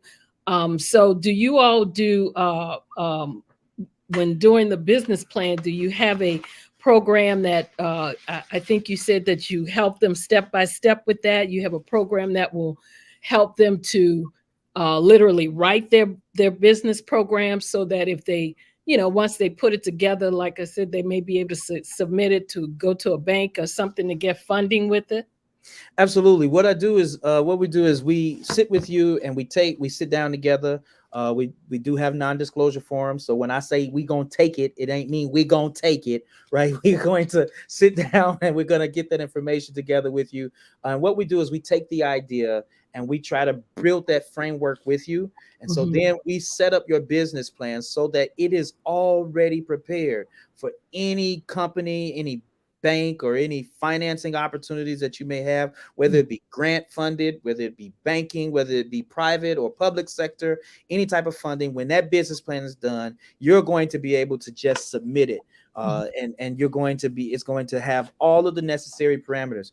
We go through a very extensive process. And the reason most people don't have a business plan is because that business plan can be extremely extensive, especially depending on the level of funding that you're looking to obtain. And so we do also have two different forms, right? We do have the advanced form, which is going to give you that full level of information so that any funding stream that you get, any opportunity you have, we have you that. But there's some people that say, listen, I don't really need all that. We have another a business plan that's set up to assist you in that area as well, so that whether you want to put that extensive work in the front, or in the front you need to just get this going, and I want to go for it. Now, it's your business. You in charge, but we'll help you get you to the place where you need to be. Wow. Now, what about helping them with possibly not only getting licensed? Do you all help them with that? Hey, some businesses, they may need to get it licensed to operate. They may, if it's going to be brick and mortar, they may be doing it out of their homes. Those things make a difference, but depending on what it is, they may have to get a license, get it registered or what have you. Do you all help with that type of thing too? We do assist with all forms of state registration, regardless of the state that you're in. We do pull down that information to make sure that whatever registration is necessary to make your business a business, right? Not just I have a catering business because you cook at grandma's house and everybody come over on Sunday and get a plate. No. We want to make sure that you have a business. And so we do whatever's necessary to get you funded and registered with the state. When it comes to licenses, we do research that. We do let you know which licenses are needed. And then we will assist you in filling out those licenses. We do not do that for you because those types of licenses have to be done by the owner. Right. And they must be completed with that owner's specific personal information. Ironically, people don't know it. But technically speaking, even your employer ID number is something that is a license, right? It allows you to accept payment and funding. And so it's necessary that you complete that yourself, even though we will assist you. We'll tell you where this goes. This goes into box 1. We'll sit with you while you're filling it out online so that, hey, look, no. Don't be afraid of that page. Put this in that section. This is asking you that question. And so this is where we're going to help you do it. So we help you with those things. We do not complete those licenses for you, right. But we do make sure that you know the different types of licenses that you're going to need. And we do make those suggestions. We are not lawyers. Okay. I make sure to tell everybody I'm not your lawyer. Don't call me with no problems. You better, here's a number. I'm a consultant. I will consult you with a lawyer. Okay. And so we make sure that we do assist in that way. Right. Just kind of helping them to maybe navigate around some of the obstacles. Yeah. And that's the hardest part sometimes, is just not having somebody to talk to bounce that know the answer. Oh, don't be afraid. It's okay. Here's how we navigate that. Here's how we do that. So exactly. Now, you also mentioned one of the things you said was just because they're cooking in mom's, they're cooked, but they're cooking in grandma's house or something like that, helping to make sure that they understand that, if you're just cooking at the house and you don't have it out there, you're not registered or whatever, then it can be considered just a hobby and not a business per se. So also that's why one of the reasons you help them to get it registered and get that business plan together and stuff like that, so that it can be looked at. And it's also important for tax purposes, because if it's a stand-up business, then they have those tax write-offs also. Absolutely. And then also, one of the things that we also assist with when it comes to making your business stand up, we connect you with someone to build your logo, right? If you have a business, you need a logo. You need to have something that's going to represent your company, whether you're able to talk about it or not, right? And so I saw your logo, and your logo is nice with the little 4, with the one with the gold down the side. I was like, oh man, look at that. That's all right there. The doctor doing all right. So, but you understand that, like, I need something that even if I'm not present, my business is able to speak for itself, and that logo does that. And so we assist them with logos. You no longer have a hobby, you have a business, and here's how you get the logo. And so definitely able to that's something that a lot of people don't know, don't even think about, but it's absolutely necessary. Absolutely, especially with the website. I mean, I can't tell you how many times I've gone to somebody's website and it's not there. I mean, it's no longer up, or it's no longer running, or the information on it is obsolete, or what have you. And they don't understand that if you're in a business, then you have to make sure that these things are up to date. And if you say you have a website, and I go to that website you have on your card, maybe that business card that you handed me, then that website should come up, and it should be up to date. So like you said, those are things that people need to realize when they're in business, that sometimes they may think it's little things, because I've even heard people say, oh, well, I don't think I need a website. I don't. Okay, well, then how do you, how will people know what you do? How will people see you? Where is that connection there? Are you just going to hand them a card and just say, call me, but they don't get to go and see anything in advance as to what you're doing? So I know sometimes they don't want to pay to get a website done, but there are templates. You can sometimes, you can set up your own website. Now, if you want it to look professional, that might be a different story, but you can start off doing it like that. Another thing I was going to ask you is, some businesses too, they like to have certain certifications. Do you all talk to them about any of that? I know, again, like you said, you're not, you don't give legal advice or anything, but there are some businesses that, like, for example, if they want to do business with the federal government, and so if you want to do business with the federal government, then a lot of times you have having certain certifications put you in a different category that kind of pushes you up front, and you can get on that list before someone who may not have the certifications or what have you. Absolutely. We not only take the time when we do the research for what your business is.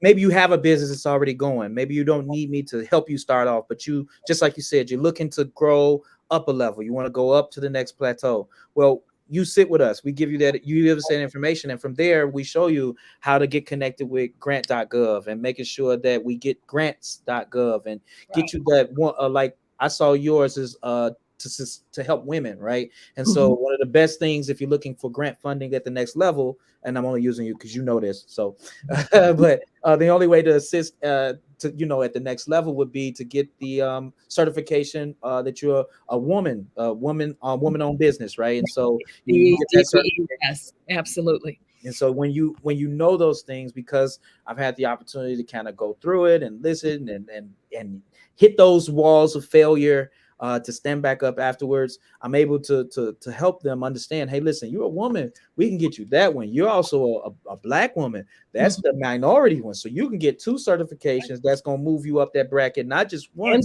veteran, if you're a veteran, you a veteran, you sure is. I sure saw that first pitch. You a vet, girl, you better have all them certifications.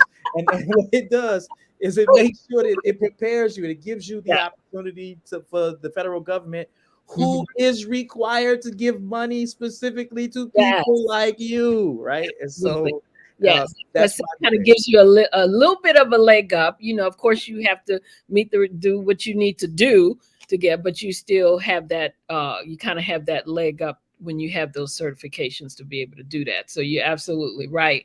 And sometimes people don't know that. And I know when they come to you, those are things that you have to talk to them and explain, that to them, which is it's a mountain, man. A lot of people, when you sit down and it's hard to understand, I guess I should say, growing from idea to reality, right? And that can be extremely difficult because the idea is so beautiful in our mind. Yes. But the work it takes to build it in reality most often can be overwhelming. And hearing those things and hearing that you got to do this certification and looking at the website or looking at a grant, like my first time looking at a grant 20 years ago, I was, oh my God, what am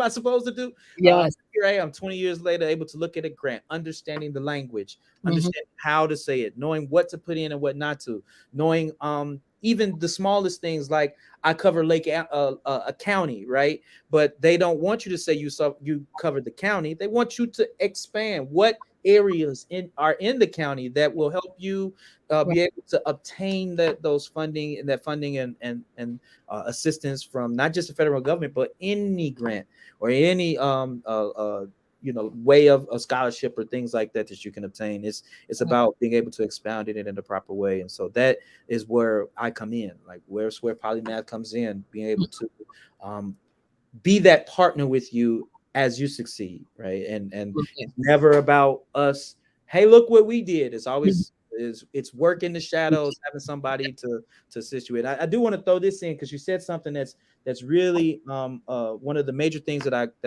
encounter, which is understanding that website and people who are excited about the business being formed and don't take the time to build the website out. And I do want to say that, like, most often I've come to find that people are so focused on their sphere of influence that they don't think beyond that sphere, right? I got my business, so now all those people that come to Mama House can pay the business for this, right? And they don't even understand that that it's bigger than that. And so even before we get you to the place where you're ready to launch and make and go out and do your thing, we actually sit with them and we tell them, we show them, listen, you need a website, you need something that this is bigger. Your business, your Black business is bigger than your sphere, right? You should be thinking, yes, we want the support from those that are nearest to us, but what if you don't get it, right? Will you still be a Black business owner? Yes, you will. And so you need to set things up so that people across the country, here we are at the Black Business Network, across the entire world, across this planet, will be able to go to your website and see what you offer. And that's when I began to realize the value of your website is when I started looking at grants.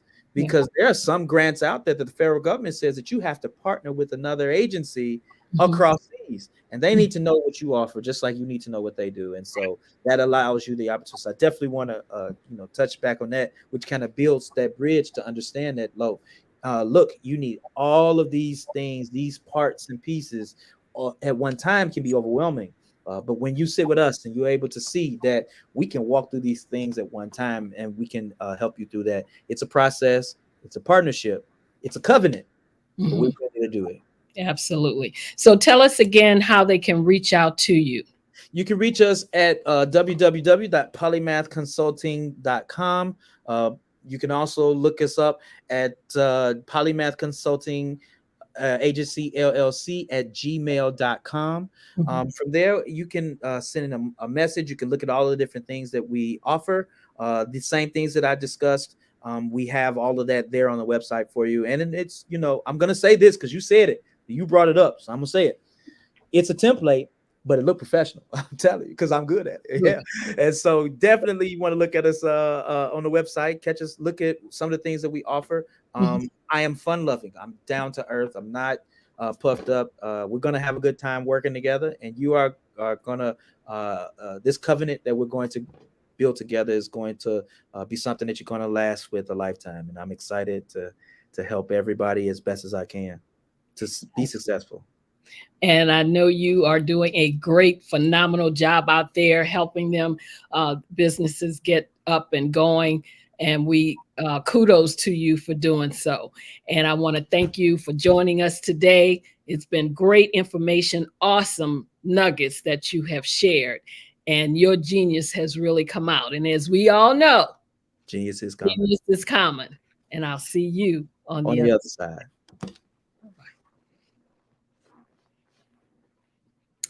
Well, that was Warren G. Smith giving us his nuggets, sharing with us. So right now, I want to just let you know about the Black Business Expo's mission.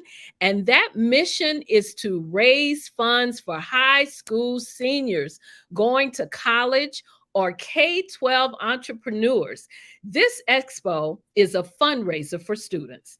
You can go to www.blackbusinessexpousa.com to donate to the scholarship fund, or use the Cash App that should be running across the screen, and that's $BBX USA. Our goal is to give laptops and up to $5,000 to 10 students. Students can also register online at www.blackbusinessexpousa.com. Remember, every dollar counts, so make sure you donate to the scholarship fund. We want to also thank our Black Business Expo USA sponsors for September 2022, and they are First Atlantic Insurance Group, Creative Force Studios, First Financial Securities, NC100, Carolinas, Virginia Minority Supplier Development Council, The Breathing Experience, Margie McLean Foundation, Work the Thing Supplements, B.H. Smith and Associates, Live Shackle Free, Nubian Media, Black House Media Group, 5-Star BDM LLC, Black Multiverse Enterprises, Technical Consulting, Carthon Consulting Group, Lotus Richey Ignites, Uniquely Different Enterprises, Career Communications, STEM City USA, Artistic App Design, I Define TV, Lee Entertainment, Genius is Common, and Black Business Expo USA. Again, you've been listening to the Black Business Network. Come back again. We'll be back with another speaker. And as always, remember that genius is common, and I'll see you on the other side. Hello, this is Israel, and I am CEO of Daydreams Interactive and author of Princess Planet. So, genius is common, and as a kid, I loved to daydream. Even as an adult, I love to daydream. And when my daughter became 6 and loved princess characters, but we just could not find the diversity that showed her, we created our own characters. So, for instance, you have Princess Nulu right here. Princess Nulu is from Uganda, and her genius is that she loves to take care of animals. She can actually even listen and hear what they say. And then we have Princess Isabella right here. Princess Isabella, she's from Cuba, and her genius is biochemistry. One day she hopes to eliminate disease.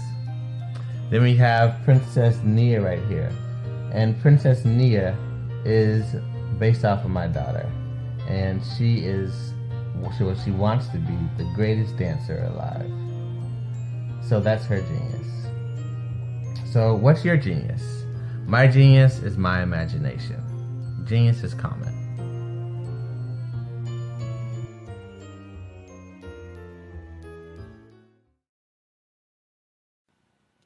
Hello, my name is Kiasi Helm and I'm 14 years old. I think my genius would probably have to be setting goals and achieving them. I say this because ever since I was young, I always wanted to be an author, and at age 11 I ended up achieving this. But not only did I end up becoming an author, I ended up becoming a public speaker, a publisher, a business owner, all these great things. The name of my business is Written by Kids Publishing Company. I decided to start this company because I thought it was important for me to help kids my age express themselves through literacy and just achieve their own goals. Because to me, achieving goals is the best thing in the world to feel. It's you just achieving things and aspirations that you set for yourself. And I know that everybody is capable of this because even if you don't end up achieving the goal, you still tried your best, and that's the most important thing. And everybody is capable of this because genius is common. Thank you.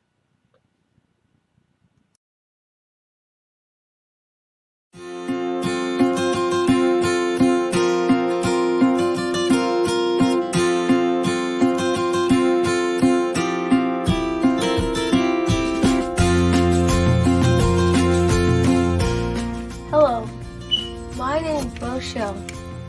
I am 11 years old, and my genius is entrepreneurship, and my genius is comedy.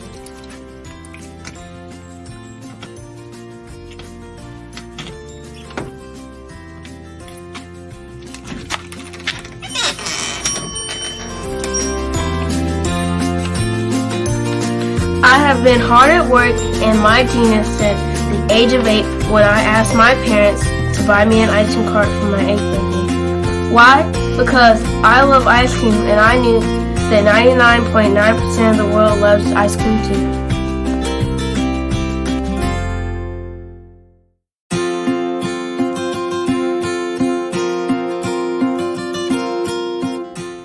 I started my business because I wanted to make my own money, give to my school's missionary, help my family, and buy my own toys.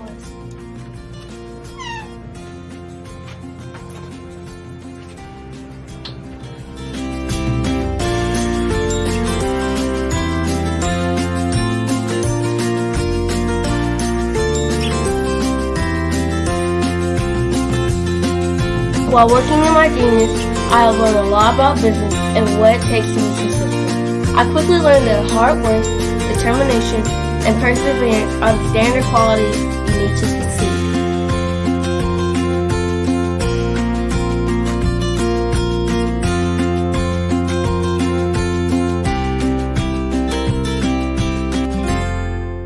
However, in my 4 years as a business owner, I have learned things that you can't learn from a book, like the true meaning of customer service. Great customer service is how you sincerely say thank you to each person who spends their money with you.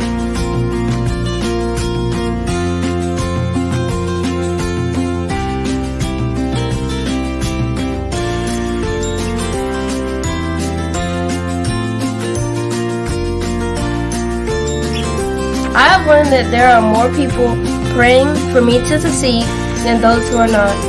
I have learned that people are always watching and are expecting great things from me. I can't imagine letting them down.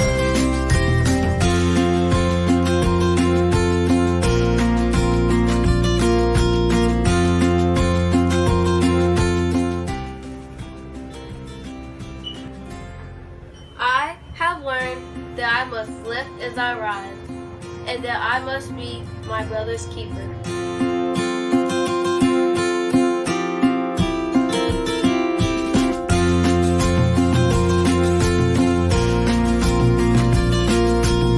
I have learned that it is very important to give back to the people, the causes, and the community where I live. I have also learned that once I become a billionaire, I will be well on my way to becoming a billionaire and to changing the world by providing jobs and opportunities to others.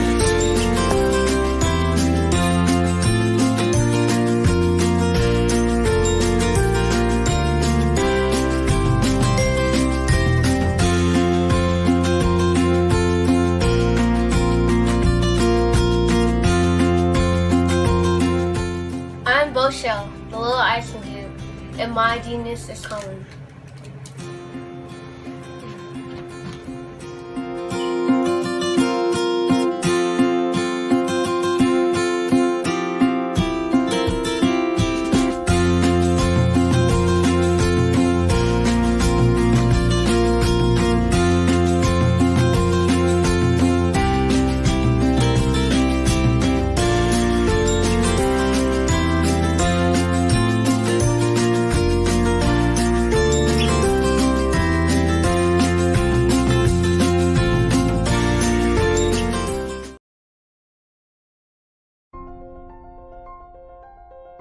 What if you could build your own city?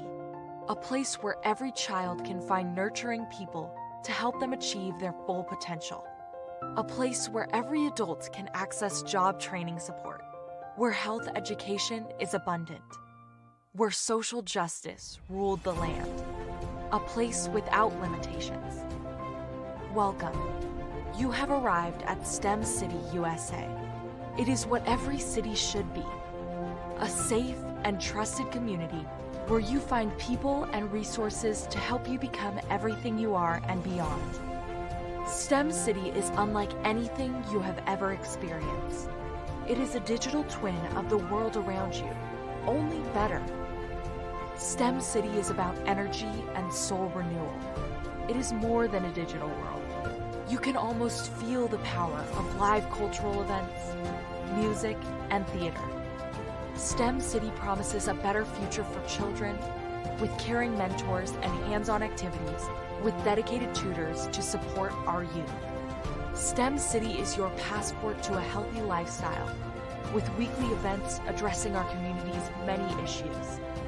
STEM City is your financial well-being with helpful information on wealth management, career advancement, job training, and so much more. STEM City is the community you deserve. It is the city where your dreams can come true. STEM City USA, a place in the sky that is accessible to all who reach for the stars.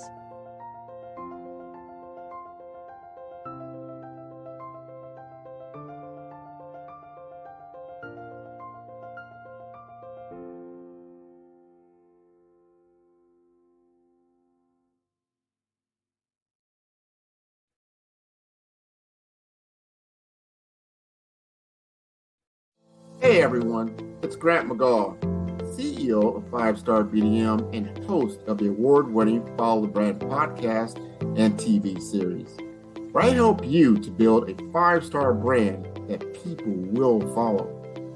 My genius is personal brand development through intelligent communication and helping you achieve your business and career goals. I am a requested speaker on digital technology and brand development issues. I want to work with you to increase the value of your current opportunities while attracting new ones. Every one of you is unique, and we all share challenges that can be addressed through smart branding.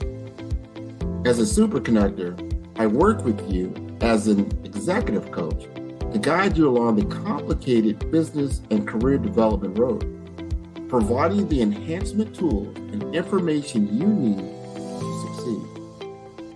Together, I will help you succeed in today's challenging business climate. I will evaluate and measure your progress. Best of all, I am right alongside you every step of the way. Build the brand called you. Genius is coming.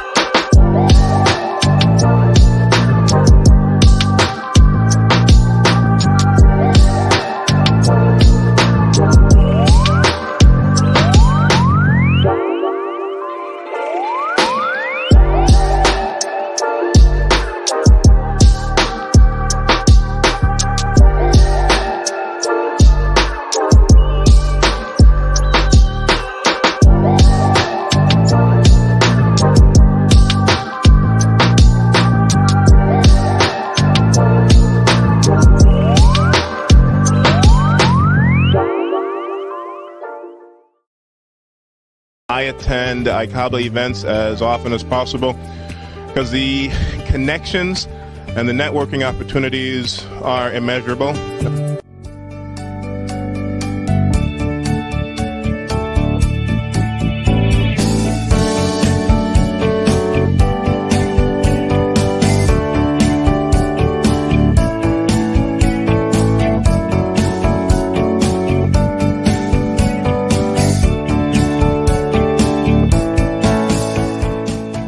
ICABA is putting you in an environment where you can rub shoulders, you can actually talk to wealth creators, to entrepreneurs who may look like you, who may come from circumstances like you, who may come from an environment like your environment. And then once you go ahead and grab that baton, you might say, well, this is possible. This individual over here did it, and now I can do it. So ICABA is raising our level of vision, and they're doing a fantastic job.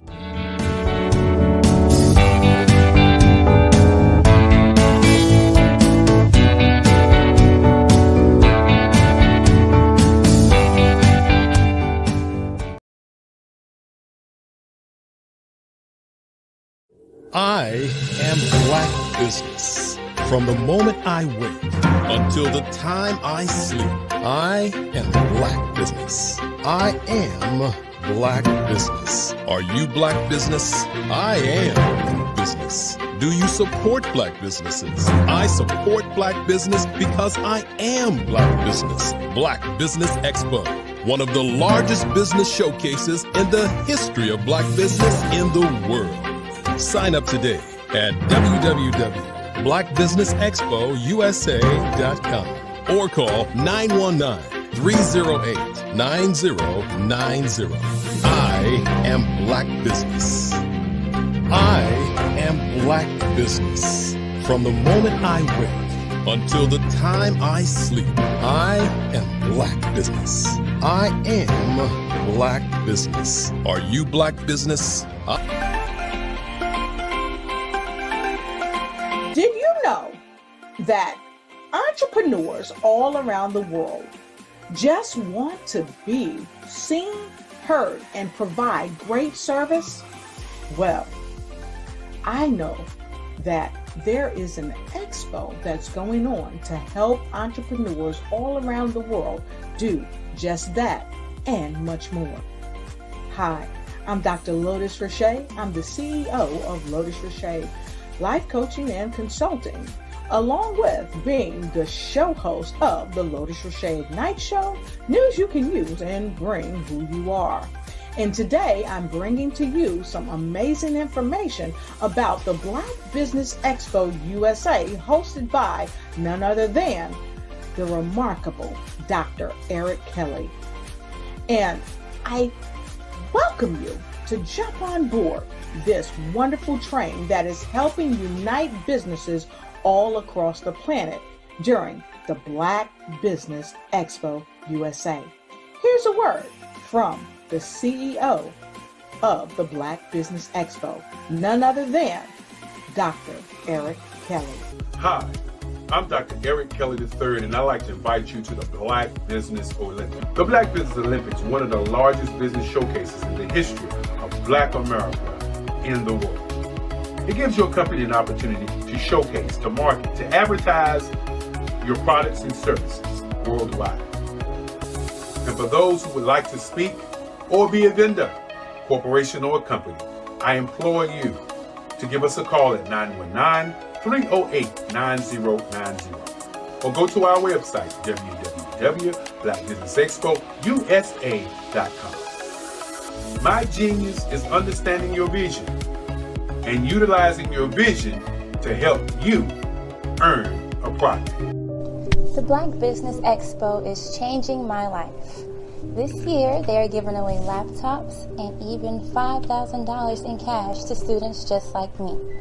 I'm Alexis, and I want to go to college to fulfill my dream of becoming an entrepreneur. Help the Black Business Expo going to www.blackbusinessexpousa.com and also becoming a vendor, a sponsor, or donating.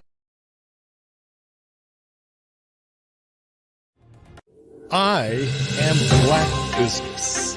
From the moment I wake until the time I sleep, I am Black Business. I am Black Business. Are you Black Business? I am Black Business. Do you support Black businesses? I support Black business because I am Black Business. Black Business Expo, one of the largest business showcases in the history of Black business in the world. Sign up today at www.blackbusinessexpousa.com or call 919-308-9090. I am Black Business. I am Black Business. From the moment I wake until the time I sleep, I am Black Business. I am Black Business. Are you Black Business? I am Black Business. Do you support Black businesses? I support Black business because I am Black Business. Black Business Expo, one of the largest business showcases in the history of Black business in the world.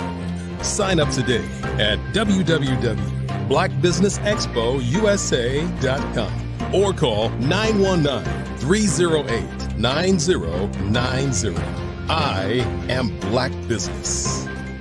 I am Black Business. From the moment I wake until the time I sleep, I am Black Business. I am Black Business. Are you Black Business? I am Black Business. Do you support Black businesses? I support Black business because I am Black Business. Black Business Expo, one of the largest business showcases in the history of Black business in the world. Sign up today at www.blackbusinessexpousa.com or call 919-308-9090. I am Black Business.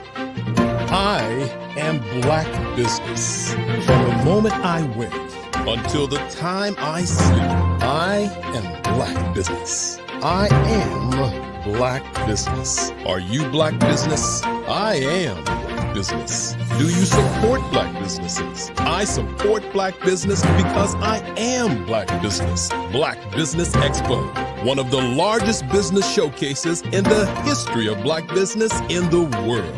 Sign up today at www.blackbusinessexpousa.com or call 919-308-9090.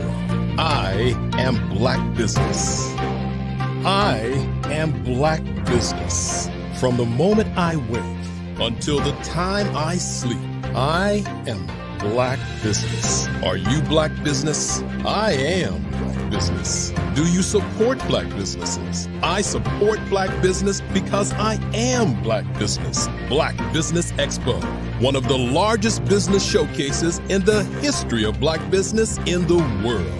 Sign up today at www.blackbusinessexpousa.com or call 919-308-9090. I am Black Business. I am Black Business. From the moment I wake until the time I sleep, I am Black Business. I am Black Business. Are you Black Business? I am Black Business. Do you support Black businesses? I support Black business because I am Black Business. Black Business Expo, one of the largest business showcases in the history of Black business in the world.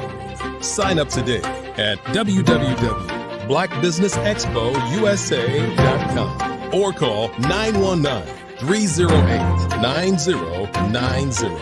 I am Black Business. I am Black Business. From the moment I wake until the time I sleep, I am Black Business. I am Black Business. Are you Black Business? I am Black Business. Do you support Black businesses? I support Black business because I am Black Business. Black Business Expo, one of the largest business showcases in the history of Black business in the world. Sign up today at www.blackbusinessexpousa.com or call 919 308-9090. I am Black Business. Hello and welcome back. I'm Dr. Madeline Ann Lewis, and I am the president and CEO of the Executive Women's Success Institute. I'm a international TEDx speaker, an international best-selling author, and creator of the online course, Crack the Career Code, Unlock the Amazing Power Within to Lead with Confidence, Charisma, and Credibility. I'm also the host of the Successful Women Radio and TV show. And I will be bringing you your next speaker. And just in case I didn't mention it earlier, I just want you to know today's theme is the Black business in the church. And our next speaker, who is Grant McGaugh, is going to be doing a fireside chat with Oz Terry. And their topic will be branding in Web 3. Let me just give you a little bit of background on each of them. Grant McGaugh is an owner and managing director and an effective brand development master who utilizes finely honed business skills to lead the development of succinct strategies that harness the value of revenue generation and brand recognition for all of his clients. As business strategy leader for the past 20 years, he has helped a number of professionals and organizations optimize and grow their revenues by providing business management and personal brand development. His fireside chat interview, who is with Oz Terry. Oz is a NFT thought leader that has lectured about virtual real estate since 2021 at NFT NYC. Oz and his wife, Dr. Candy, built the first nonprofit e-commerce NFT marketplace called luffnft.com. So I want to bring up to the screen Grant McGaugh and his fireside chat person, Oz Terry. Oh, we got to bring up, it is the Wizard of Oz, H-A-H-Z. Wizard of Oz. The Wizard of Oz. Yes. Oz. Okay, I just want to thank you for letting me know how to pronounce that correctly. And thank you for being here, both of you, for being here. Hi. Hey. How are you? Great. Thanks for having me. Wow. So I'm going to let you two get started with your fireside chat because, as you know, genius is common, and I'll see you on the other side. Thank you, Dr. Madeline. Appreciate it. So I'm glad you were here, Oz, because we've had a conversation previous, I think it was only like a week ago, not even that far ago. We got into some discussion, and I wanted to continue on that discussion because I find you to be very fascinating. Number one, I'm going to ask you, how did you get this nickname, the Wizard of Oz? Where did that come from? Just the ability to create. Having 20 years of digital marketing background, I've seen it all. I've got into the understanding of being able to create NFTs from a place of digital marketing, understanding the dev side, understanding the back end, front end, to be able to work with companies to help them strategize how to create or onboard to Web3. I've worked with prominent companies for the last 3 years to help them figure this all out. And with my nonprofit, I'm just doing the same, just with smaller businesses, helping them figure it out, how to onboard to Web3. Well, I tell you, Haj, you have a story. Your past has spoken a lot. I mean, you've worked with celebrities, you've worked with athletes, you've worked with a lot of different brands. And I think just recently, you did a collaboration with A5 Labs in which you built the first online world poker app in Web 3.0. Talk to me a little bit about that. Yeah, it was an interesting project. They approached me with the let's say issue of creating the first poker metaverse and creating the first NFT casino avatar collection to have players use the NFTs in real time at the poker table. So we had to bridge an existing Web 2 app with Web 3 to allow the Asia community to be able to onboard to Web3 in a I would say a scenario where a lot of politics are involved when it comes to crypto in certain regions. It was a challenge, but we successfully done it. Our first NFT, Phil Ivey NFT, sold for $250,000. We've created a crypto app, a wallet for the NFT avatars. We created an NFT collection, and we created a metaverse to allow future projects like Floyd Mayweather and up and coming projects to build their poker collection in our metaverse. So it was a great, learning experience and challenge. My background, my family's background is in casino, so I just looked at it as a challenge to move forward an industry that I'm familiar with that is behind the times, and traditional regulations have prevented the casino industry from growing. So to be able to create an NFT collection to evolve this industry, I just took it as a challenge. Well, you're doing great, because I think this is the biggest, I don't call it a challenge, it's an opportunity that's in Web 3.0, in the metaverse, is that it is decentralized, right? It gives new opportunity for others that have been kind of blocked out to a certain degree. So now we can roll out a whole new economic platform in which we can be prosperous. Now, the question I want to ask you is that here's the rub, right? A lot of people are still in Web 2.0. I mean, Web 3.0 is still in this infancy. You're doing something that I have found that a lot of others have not caught up to, meaning they're just building NFTs. They're just, making these NFTs. They're probably putting a smart contract in there, but they're not monetizing. How in the world are you getting monetization $250,000 and up? What's your secret sauce in that world? Great question. In 2020, during the pandemic, I lost 60% of my small business clients due to not having the ability to have the capital to retain my services, my marketing services. So my first thought was to learn blockchain dev, from a place of creating a solution, because in the same year, we witnessed, 80% of African American businesses shutting their doors due to a lack of capital. But in the same year, we witnessed the greatest surge of wealth that we saw in our lifetime happen in Web 3. So my first kind of purpose or mission was to bridge the two, because I felt like Web 3 at that time missed the opportunity to onboard the masses in the use case of providing capital for small businesses to onboard them to Web 3 at that time.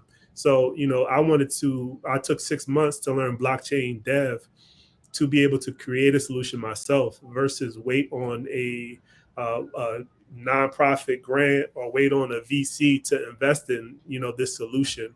Because how everything works is that if you haven't created something, then you can't get the funding for it. But in this scenario of Web3, we have the ability to fund ourselves. So I saw this as an opportunity where if I can build it, then I don't need the funding, so then if I can learn it, then I can teach others. So it can, we don't have to all learn this anymore.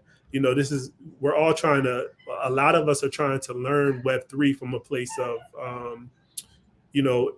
ego in a way, because now we have the ability to work together. We don't have to, in a sense of a comparison of Web 2 versus Web 3. Web 2, we were all divided for profit. Web 3, we're all united for purpose. So as we work together, we can fund each other. So, this solves this VC, issue of not being able to receive funding as African Americans. This solves pretty much 90% of our problems as a culture, to be able to work together and trust with this technology. Well, you hit on a lot of subjects there. You learn the technology, but you also understand the finance. You understand the economics behind it. I want you to take the audience back a little bit, because a lot of people are still in Web 2.0. And I want you to talk about, because you got involved in whatever you call Web 2.0, which is really just interactive web. It's interactive and collaboration web. That's Web 2.0. But you got involved in 2007, and you were able to, I call, crack the code on a lot of the SEO, which is search engine optimization. Talk to us about that, and that kind of catapulted you into this mastership role. Yeah, my first internet venture in 2007, I had a local Atlanta nightlife website that years later amassed 6 million followers monthly, 70,000 uniques. And during that time, I was, I didn't come or approach anybody in the Atlanta space about my business until I had the analytics, understanding that it was ahead of its time. So when I did approach people about the back-end analytics, and this was before Instagram had analytics. This is before it was like public. I would show these people, from promoters to pretty much anybody in the Atlanta event space, these numbers, and then they would say, "Oh, okay, that's great." Not understanding the bigger picture of having people from Africa check out this Atlanta events website, having people around the world, the value of the marketing aspects of SEO. So I've always been in a space of, I would say, being ahead of the wave of how this will all play out. So, I had the patience. This gave me the patience and understanding to see the bigger picture of how this would play out, just from getting ahead of it. And using the skills and the Web 2 skills that I've acquired through digital marketing to, to see how this can help and create solutions. Because if you try to figure out Web 3 from a place of profit, you're never going to figure it out. If you try to figure it from a place of purpose, which is why it was created, then you can see how this will help everybody in the bigger scheme of things, and not from how can I benefit from it, or how can I become, Mark Zuckerberg, or, a Web 2 tech titan. This will play out in a way where purpose over profit, which is our motto as a blockchain nonprofit. I like where you're going with that, because you started this in 2007. You were ahead of the curve. You understood the how to speak to the machine, is what I'm going to call it. How to speak to the machine to get your content top of mind, to be top of feed. And you were doing that. You had major brands hiring you to do it for them, because like, this guy's got millions and millions of views. This is incredible. You were the TMZ of Atlanta for a long time, just really, riding that Atlanta nightlife all the way into the boardroom. And I love that. And then they started to change the game, right? Because you didn't own their platform. You don't own the Twitter. You don't own the Google. You don't own the LinkedIn, all those types of things. They started to change the SEO game. We call it the algorithm. I hate to pronounce that word. I never pronounce it correctly. But that is really the machine code, is what it is. And then you saw that was changing. People started to use more influencers, and things are just not the same as it was when you started out. And now you've pivoted into this Web3 world, and you're still at this, I call the genius level. You're at a genius level as far as understanding how you can make this not only obviously profitable, but purposeful. And I love your Love NFT. Tell us more about Love NFT. Yeah, I mean, you said a lot as well. I think it was just evolving with the digital technology. the businesses that don't evolve with the technology become seers. They become left behind. Every business that didn't overcome the pandemic lack digital marketing, from businesses that have millions of investors and millions of dollars to small businesses that didn't see value in investing back into their platform. I think that's not spoken of enough. It wasn't just the lack of funding. It was the digital marketing evolution. And, now we're witnessing the same history repeat itself. So as you mentioned, on Web 2, digital marketing was ushered in, and a lot of small businesses didn't see value in it, and this is how NFTs and blockchain is going to play out. The companies that don't see value in blockchain or onboarding their business to blockchain won't make it, because 60% of just businesses in our workforce will be replaced by AI. So this is going to happen faster than it happened on Web 2.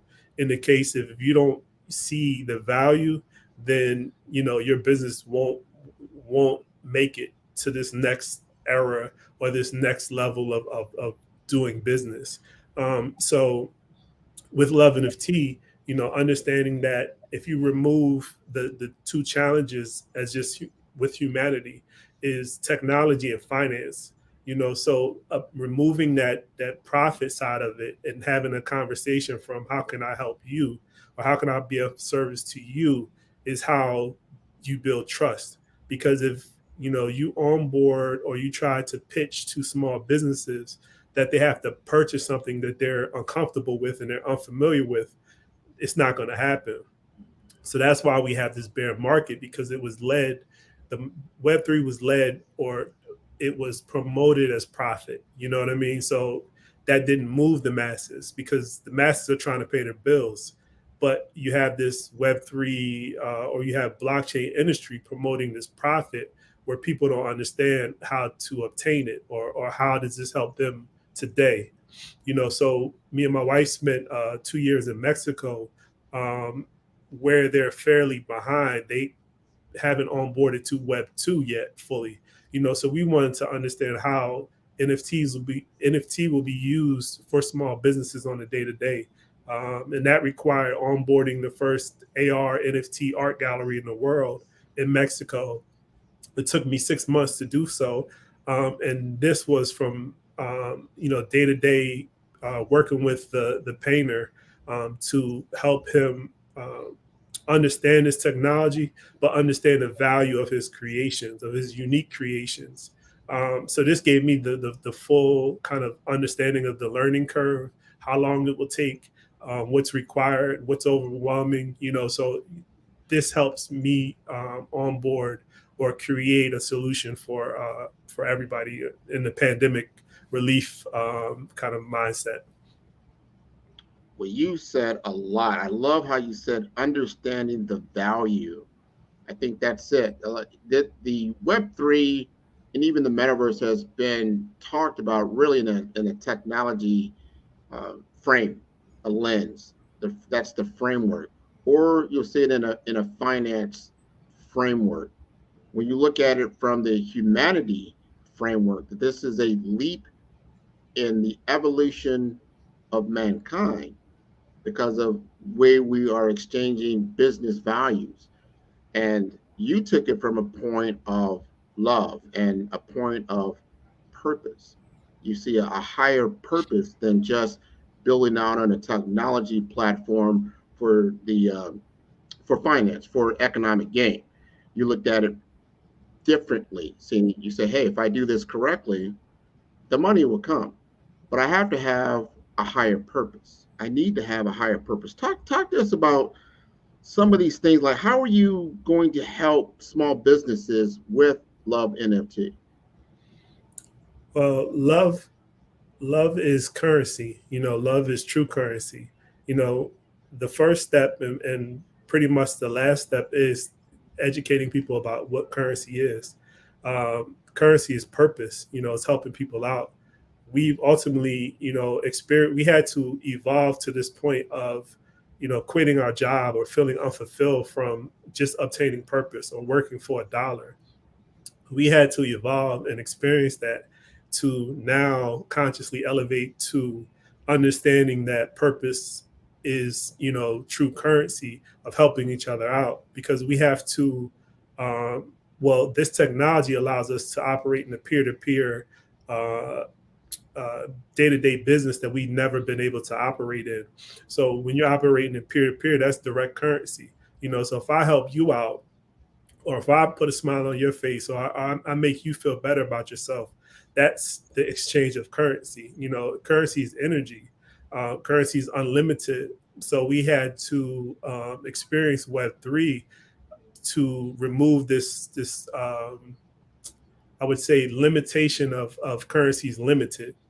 So I don't have to. The technology aspect is just it gives us the ability to understand how to create currency without the technology ultimately. Because if our currency or this market, Web2, Web3 market goes to zero tomorrow, we're going to be operating on a purpose bartering economy like every other country, Venezuela, Ukraine, every country where they experience, not having the ability to operate with the fiat or traditional currency. It resulted in it going immediately to a barter economy. So, we don't need the technology ultimately once we understand that love is the ultimate currency, so we have to, learn how to operate from a purpose aspect first, because as you mentioned, the profit will come on the back end once we, learn how to help each other out first. Let's talk about that now, because you've been using these NFTs a while, and you understand it. You're getting your feet wet. You're moving the ball forward. You have a vision that you see these NFTs creating new jobs.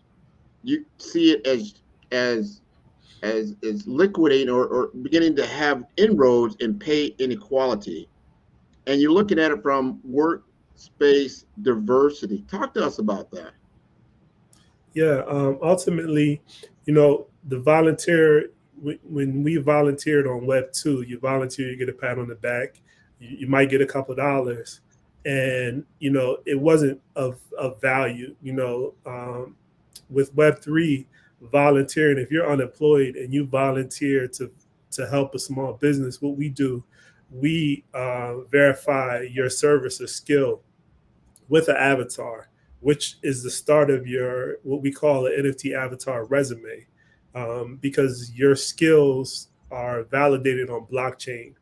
So we, in return, create an NFT for that skill or service that you use to help another small business or help somebody out to validate your service. Now you going forward can resell that NFT backed by your service because now it's trusted.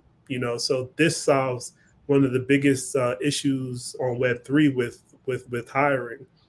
So in the, I guess, analogy of Web2, we lack trust. So with a Web2 resume, you can change it for every job that you apply for. So how do we know that you really, have those skills? You have the ability to talk a good game on Web2, you can get a job. So with Web3 and blockchain, everything is public ledger.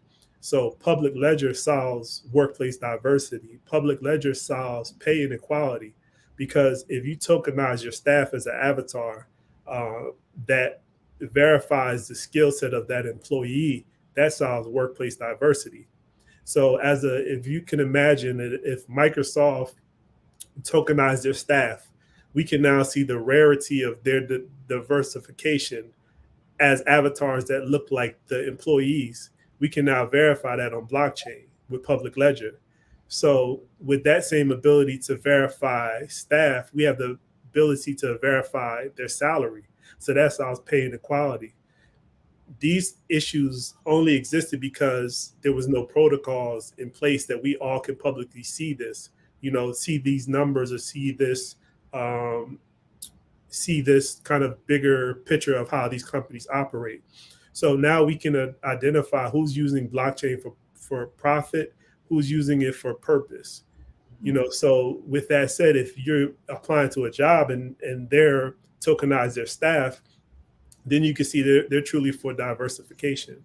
And if they're putting the staff salary on blockchain, that starts paying the quality. So this is the first step that we skipped over on Web3. We went straight to profit. We went straight to broadcasting to the masses. How can you make all this money from these NFTs? But we forgot that we have to start onboarding people first. And this is how the masses will be onboarded in a way where your NFT avatar is ideally your Web3 badge, workplace badge. So now any job that you apply for going forward, you're verified as being, having experience in that skill or that service. It's on blockchain. So going forward, we can see every service that's rendered, because currently on LinkedIn, everybody's a Web3 expert. How do we verify that? I get 5 DMs a day about companies doing such and such in Web3, but until we use NFTs and put everything on blockchain, will we see and solve a lot of our business issues? I love what you just said. The uncertainty goes away. The trust, the proof of work is so big. So you're gonna, we're in that world now between Web 2.0 and Web 3.0. There's gonna be reluctance. Some people have made a good living in Web 2.0. They're gonna say, "Oh wow, I don't have that anonymity that I had before." Many people know or don't know everything that I'm doing. They know certain things that are doing. Some things are public knowledge, some things aren't. So you have to be careful about what you put out there. But on Web3, it'll be verified. Another thing I really like is that, especially when you get into community, that's the biggest thing, because until the larger part of the population starts to engage, and then you start having community. And I would figure the populations that have not gotten the greatest benefit out of Web 2.0 will gravitate to Web 3.0 when the light bulb goes on. They start to realize what's happening. We had this conversation earlier in the week, is that we're giving all the content to these large tech companies. We're giving it to them freely. We're exchanging content constantly, but we're not reaping any of the benefit of that. Whereas in a Web3 economy, in the Web3 world, I like the reciprocation of it. It's a lot of reciprocation of it. So great, if Love NFT becomes a $1 trillion company, if I participated in its evolution, I'll probably have a nice $1 billion myself. Am I on the right track? Yeah. You worded it correctly. We gave the Web2 machine everything needed to replace us ultimately. Investors are investing in avatars. These NFTs, the Bored Apes are taking jobs currently, and we're ushering it in. We're celebrating. Oh, this Bored Apes got signed to soccer, or this Bored Apes got this commercial deal, or this music industry contract. And ultimately, they're replacing us as humans. So we have to understand that, until this is going to force us to work together, to unite in a way that we never, had the ability to unite for a purpose. So if you can imagine, if Black Lives Matter was an NFT collection, everybody would have been, profited from that campaign. I think we have to understand, blockchain nonprofit is totally different from a Web 2 nonprofit. Everything is the opposite. Everything is different. So, the way that we conducted business on Web 2 is the total opposite of how we conducted on Web 3. So, I guess explaining, with a blockchain nonprofit, you don't have to send us the money to distribute it to, the intended purpose like you do on a Web 2. That's where we lack trust, and that's where people stop trusting nonprofits. is because you had to send all the money to the nonprofit. They took their share. And if they wanted to distribute it to the intended purpose, they could choose not to, or they could choose to. So we had no verification of, was the money that we donated sent to the intended party, and what percentage of that.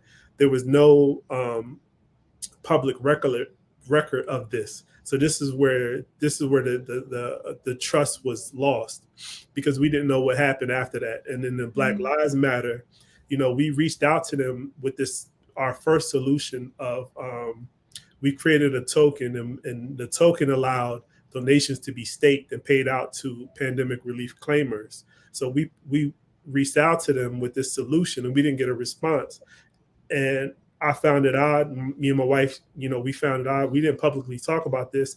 This was in 2020, but it raised the eyebrow to this Web 2 model of donating, and then a year later, we saw how that played out in the event of all the momentum, all the money that was donated to this organization, to trust that they would, do what they intended to do with it. So I had to explain that Web3 is totally different.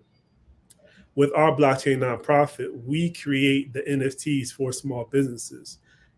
This service alone would cost a small business 10,000 plus.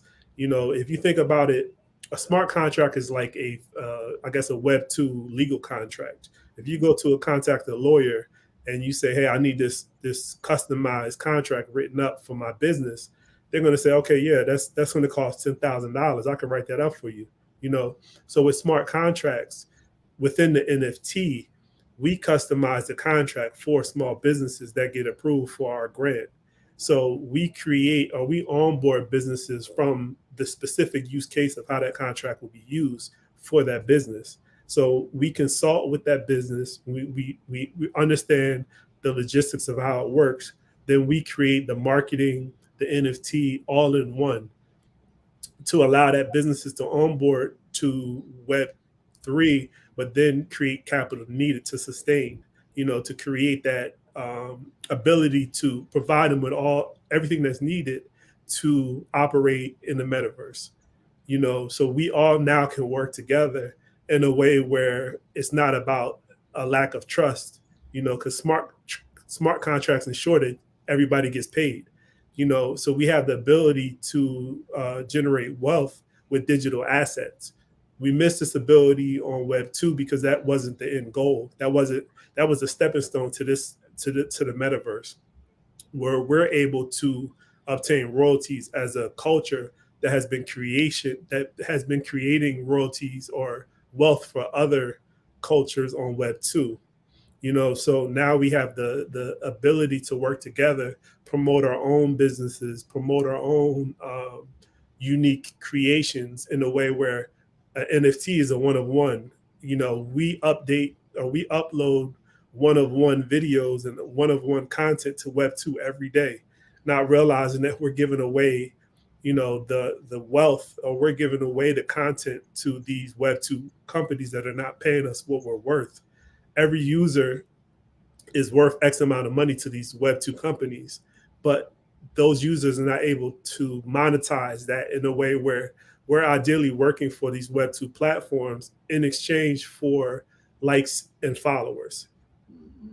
So now we have the ability to obtain crypto wealth in a way where we're creating NFTs in exchange for crypto. So that's the lack of understanding of how can I create NFTs for my service or products.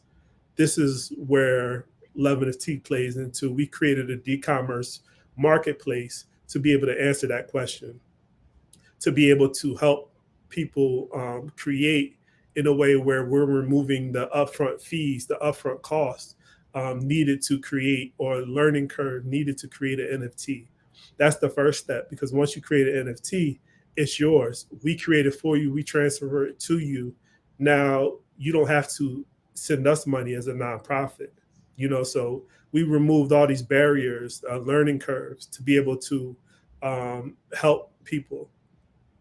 Well, I tell you, you said something that I want you to really restate that again, because you need to understand the difference between, you have to understand when you start out, when you launch your product or service, that you have to launch the marketing and finance simultaneously, whereas right now it's one before the other. Oh yeah. So ideally with a small business, I guess explaining e-commerce versus d-commerce. E-commerce, me and my wife, we've ran successful e-commerce companies to be able to understand the challenges. You have to, you ideally lease every aspect of your e-commerce business, starting with your LLC, starting with the software needed, starting with the domain name needed to run an e-commerce business. Then you have to buy e-commerce products. Then you have to ship out the e-commerce products. That all requires capital. And not obtaining that capital on the front end is why a lot of e-commerce businesses couldn't compete with the bigger players that had the financing or the VC funding. So Web 2, you lease your business. On Web 2, you own your business. So the NFT is your business. The NFT is your product. The NFT allows you to not pay ongoing fees in a way where you do with your e-commerce store. In the event of you not paying those fees on Web 2, you don't have a business. It's not your business anymore. You know what I mean? If you're on Etsy or you're on Shopify, the moment you stop paying, they own all your data. They own all your analytics. They own all your products until you pay them. With d-commerce, you don't pay no ongoing fees in the event of onboarding your business to Love NFT. You don't have to pay your domain name. You don't need a domain. You don't need to ship out products. Your digital assets are connected to your physical products. So purchasing your customers purchasing your NFT allows them to unlock your physical products. So this is the education aspect of that. How do I create a NFT tied to my service or my products? So once you sell your NFTs tied to your products, your customers have verified services or products. You know, so this removes the overhead needed to sustain your business in comparison to Web 2.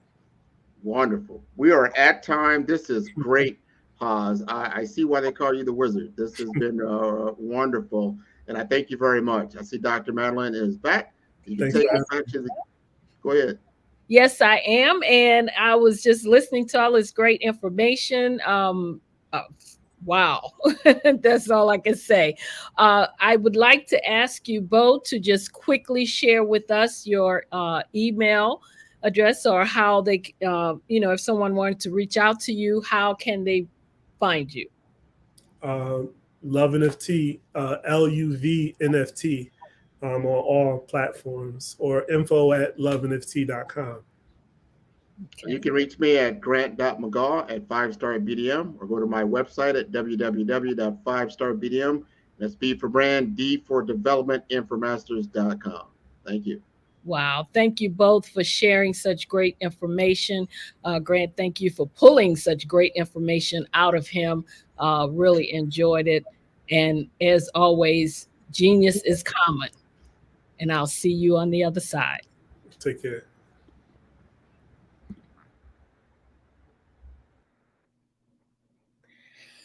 Wow, that was great information about the Web3. And now I'd like to talk to you a little bit and tell you about our sponsors and the scholarships. The Black Business Expo's mission is to raise funds for high school seniors going to college or K-12 entrepreneurs. This expo is a fundraiser for students. They can go to www.blackbusinessexpousa.com to donate to the scholarship fund, or use the Cash App, which is $BBXUSA. And remember, our goal is to give laptops and up to $5,000 to 10 students. Students can register online by going to www.blackbusinessexpo.com. And also remember that every dollar counts. So make sure you donate to the Scholarship Fund. We want to also thank our Black Business Expo USA sponsors for September 2022. And they are First Atlantic Insurance Group, Creative Force Studios, First Financial Securities, NC100, Carolinas Virginia Minority Supplier Development Council, The Breathing Experience, Margie McLean Foundation, Work the Thing Supplements, B.H. Smith and Associates, Live Shackle Free, Nubian Media, Black House Media Group, 5-Star BDM LLC, Black Multiverse Enterprises, Technical Consulting, Carthon Consulting Group, Lotus Richer Ignites, Uniquely Different Enterprises, Career Communications, STEM City USA, Artistic App Design, I Define TV, Lee Entertainment, Genius is Common, and Black Business Expo USA. Thank you again for joining us for our great speakers, Grant McGaw and Hans Terry. I'll get it correct. And I just want to tell you, as always, genius is common, and I'll see you on the other side. Hello, this is Israel, and I am CEO of Daydreams Interactive and author of Princess Planet. So, genius is common, and as a kid, I loved to daydream. Even as an adult, I love to daydream. And when my daughter became 6 and loved princess characters, but we just could not find the diversity that showed her, we created our own characters. So, for instance, you have Princess Nulu right here. Princess Nulu is from Uganda, and her genius is that she loves to take care of animals. She can actually even listen and hear what they say. And then we have Princess Isabella right here. Princess Isabella, she's from Cuba, and her genius is biochemistry. One day she hopes to eliminate disease. Then we have Princess Nia right here, and Princess Nia is based off of my daughter, and she wants to be the greatest dancer alive. So that's her genius. So what's your genius? My genius is my imagination. Genius is common.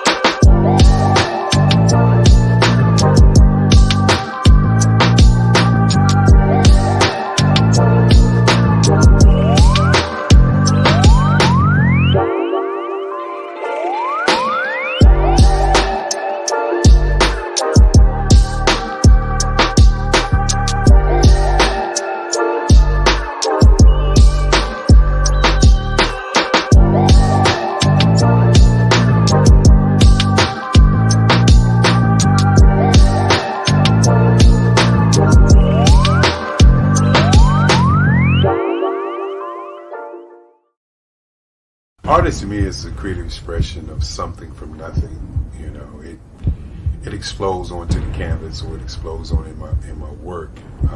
One of the things that I try to do more than anything is I try to just give the lines and the movements and emotions and expressions into what I do.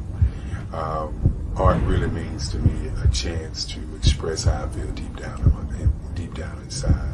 Most of my art begins as a thought that I might have, you know, whether it's sports, whether it's history, whether it's a woman or a man. It pretty much starts as an idea of thought before I get into the actual image of what I'm going to draw. I do a lot of historical pieces. I was a history minor in college, and I love to do history pieces. And a lot of times I'm thinking about history, and then I try to make that history impact you as you look at it. That's one of the reasons I do pictures so large. People ask me, why do I do pictures so big? And I tell them, I want the piece to impact them as they're looking at it, to kind of dominate them, dominate their space. And most of my pieces I try to do off page. I don't try to do anything that's going to be in those four corners or in a square. And I want your imagination to be a part of the piece that you're looking at.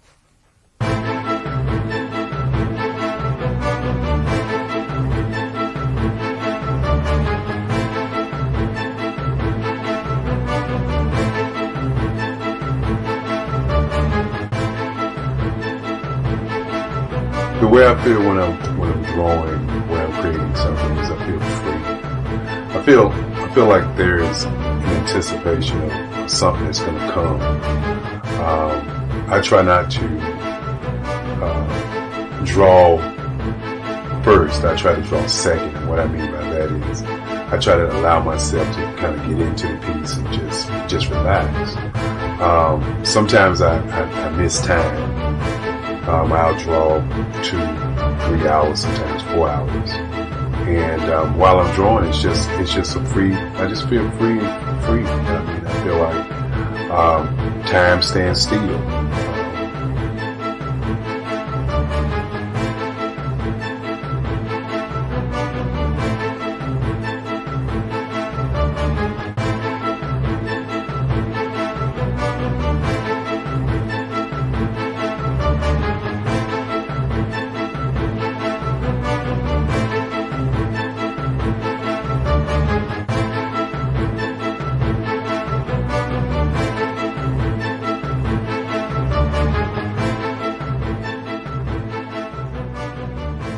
That's what it's all about in terms of the lines and the colors of my work, is to get an expression, to go deeper and past just what you see on the surface, but to go in and try to find an expression that everybody gets a different taste of what that expression is, whether it's anger or whether it's being happy or whether it's being, kind of calm or nonchalant. That expression that people take away from the piece is the most important part of what I do as an artist.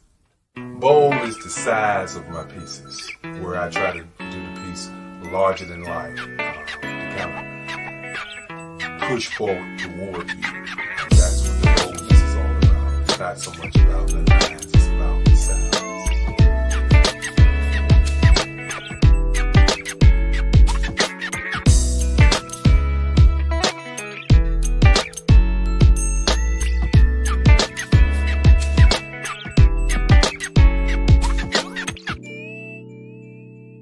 The Face of Change art show is inspired by my mother, but more importantly, it's a historical moment in time as the pieces depict different emotions and expressions of Barack Obama. The 44th president is indicative of the 44 pieces of art that I have done in this particular collection. When you begin to think about expressions and portraits, this is a portrait gallery of expressions of what transpired as Barack Obama ran for office. Some of the pictures are abstract and some are expressionistic. And I combined both of those forms of art to create this collection of art pieces.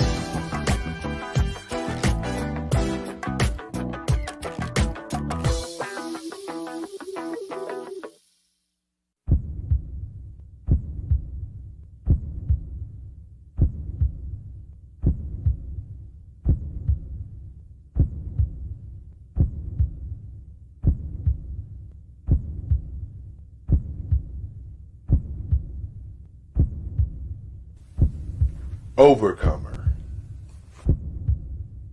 brilliant, ambitious, motivated, awesome. Obama.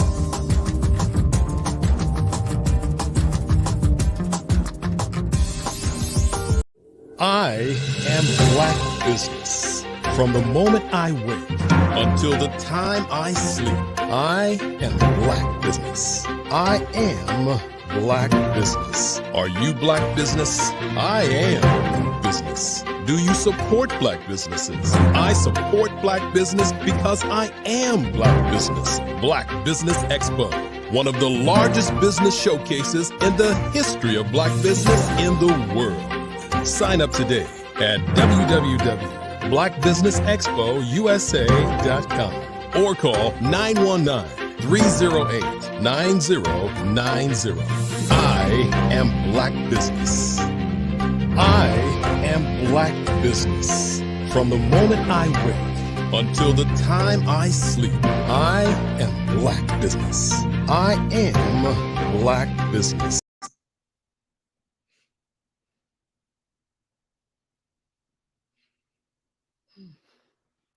Well, hello and welcome back. I'm your moderator for this evening, and I am Dr. Madeline Ann Lewis, President and CEO of the Executive Women's Success Institute.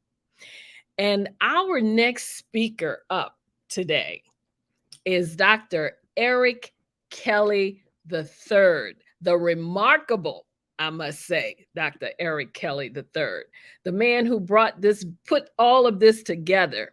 He is going to be our next speaker. Let me just give you a little bit of background on him. Dr. Eric Kelly III is a Lifetime Achievement Award recipient from the President of the United States. He is an acclaimed business leader, entrepreneur, artist, author, poet, and community activist. He is the CEO of the Black Business Expo USA, and he is the founder of the Black Business Olympics, one of the largest virtual global business showcasing events. So I just want to present to you Dr. Eric Kelly III.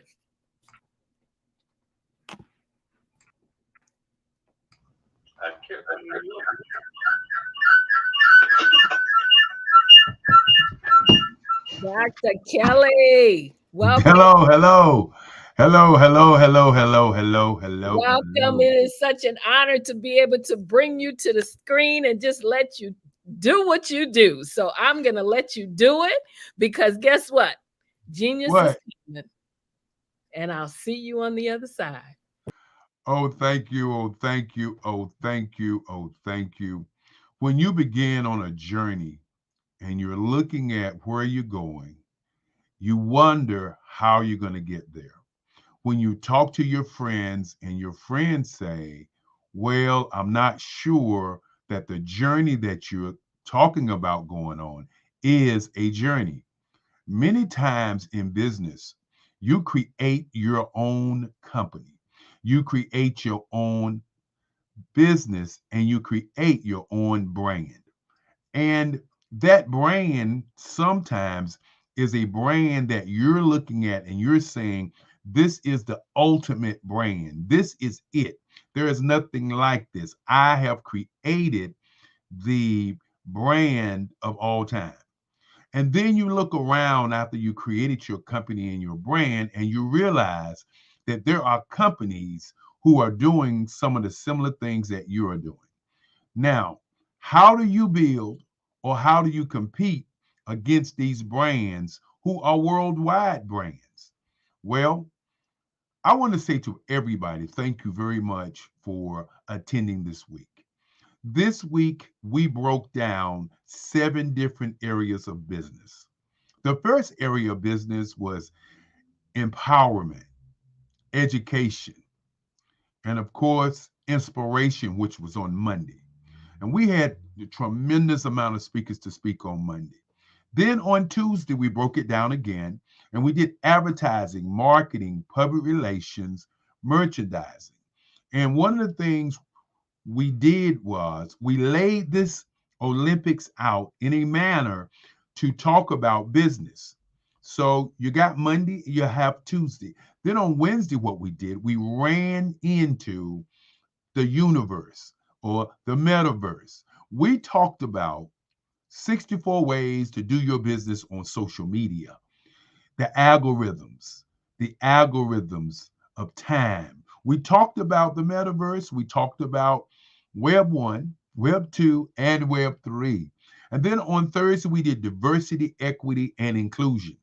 And that was a day where we really honed in on the movement of diversity in this country, the movement of inclusion in this company, and the movement of equity in this country. And so as we moved into Friday, and Friday was a day where we had an opportunity, a real serious opportunity, to talk about Generation X versus Generation Z. Now, when you look at today's society and look at the average age of business owners and the average age of human beings on the planet, you'll notice that the average age is 28, which means that if you're going to be doing business and you're pushing your businesses to 30 and 40 years old, 10 years from now, you're going to be obsolete. And so as we talk about being obsolete, we have to look at the mere fact that you as a business owner have to move with the times. And that's why we want to talk about the metaverse and talk about what that means and talk about not being consumers going into that marketplace. On Saturday, we talked about Black business and the culture. The culture. What is the culture? We talked about Black business and the culture. And that is, instead of us talking about us and our young people being in the entertainment culture, which is basketball, football, track, rump shaking, stripping, in those areas, and in crime, as a way of getting riches, and not understanding that only 1% is going to win. And so we do know 99% of people who go into business are going to win if you sustain and take the time to create that business correctly. In other words, if you're a parent out there and you want to live vicariously through your kid, and you spend 18 years preparing them to be a basketball player, actor, singer, rapper, a football player, a track star, and then you don't take those same 18 years and spend some time creating a business with him, then you've missed the mark. And then many times I say, why don't we just ask our kids, even as we are pushing them to excellence, what do they want to do? Where do they want to be? Then on today, this was a phenomenal day, a day of rejoicing, a day of talking about his plan, this plan, our plan, the plan of getting what you need.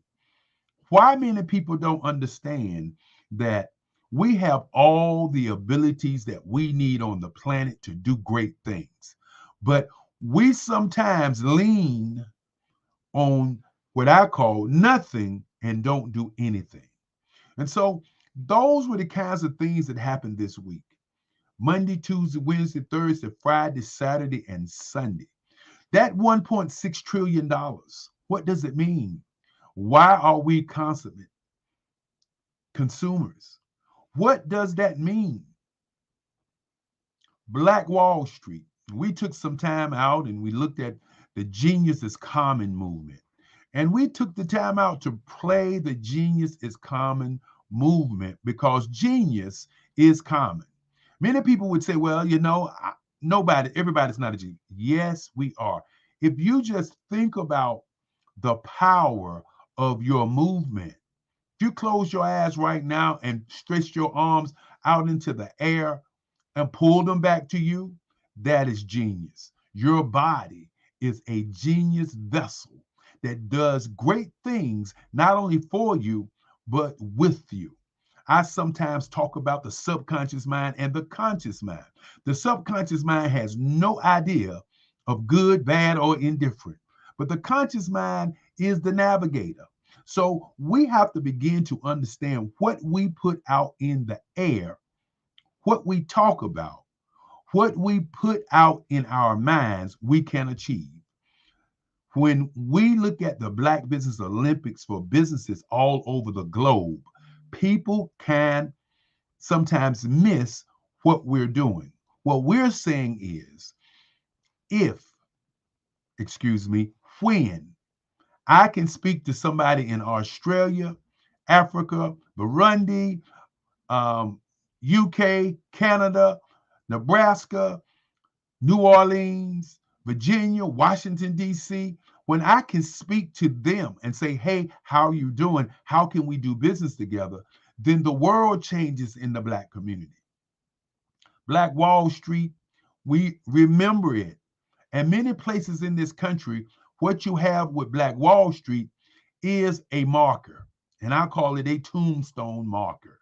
You walk through these cities and you see Black Wall Street in Durham, 1900.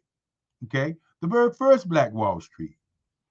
Now, if you come to Durham right now, you cannot find Black Wall Street because all the Black businesses are gone.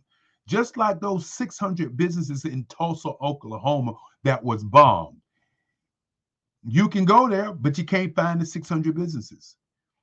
New York City, Central Park, which was Seneca City. Right now, you can't find all those Black businesses. Oakland, California, Washington, D.C., which used to be Chocolate City, you can't find these businesses. What I want to submit to you today, take the time out and open your own business. People say, well, Black people shouldn't open a business. Why? When you think about the $200 billion that we make as African Americans in business, there is one company, Amazon, that makes $300 billion. Okay, what's wrong with that picture?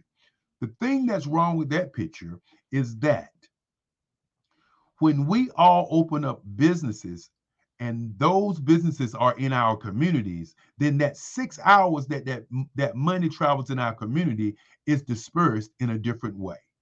So I want you to think about that today as we get ready to go into the next phase of what I want to say this evening. You know, many times people do events and they bring together a number of people. We brought together 145 speakers 7 days a week. And we did it from 8 o'clock in the morning to 8 o'clock at night. And then we flipped the recording and we played it 8 more hours to make this a 24-hour event.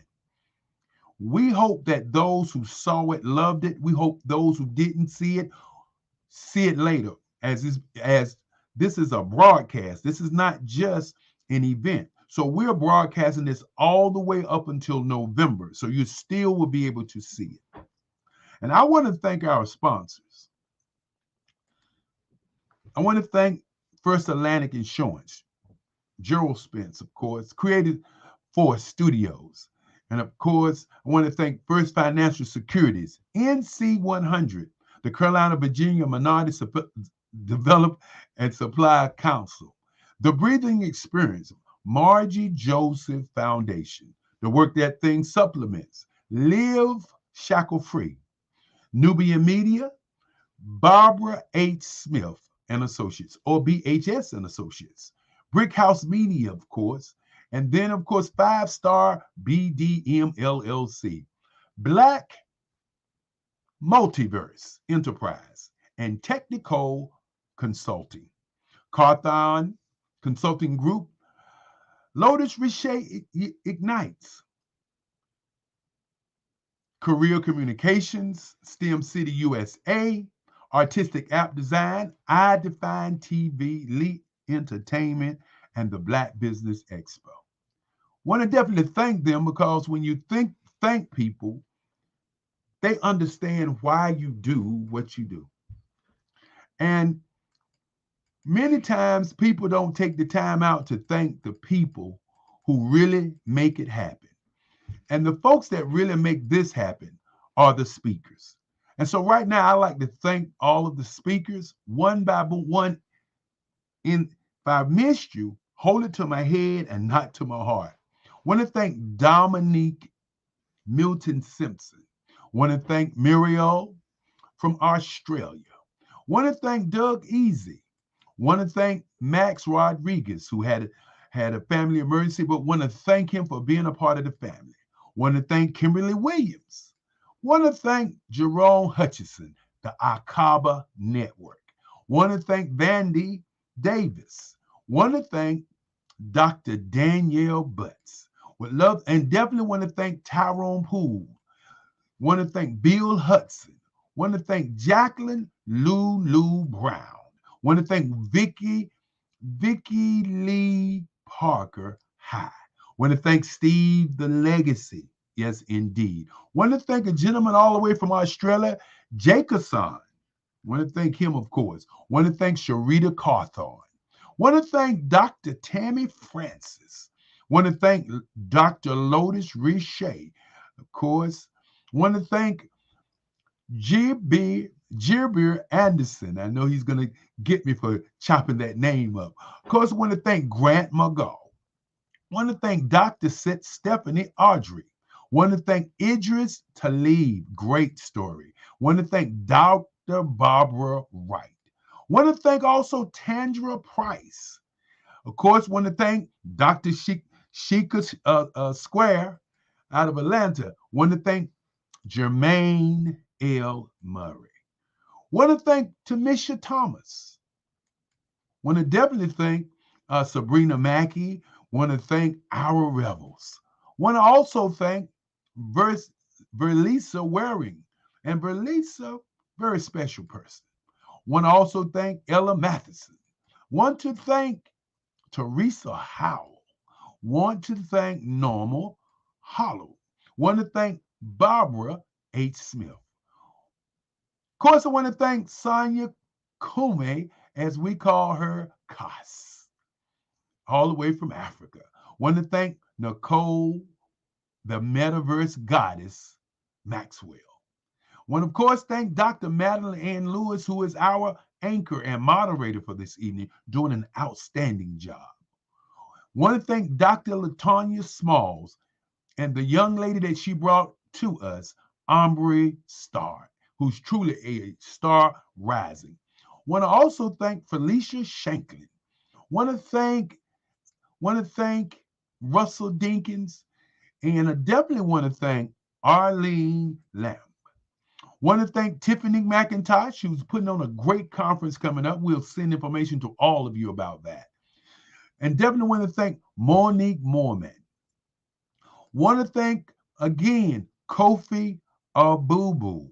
I know I chopped that up, but a great gentleman. Dr. Ivanka Farabee. Want to thank Denise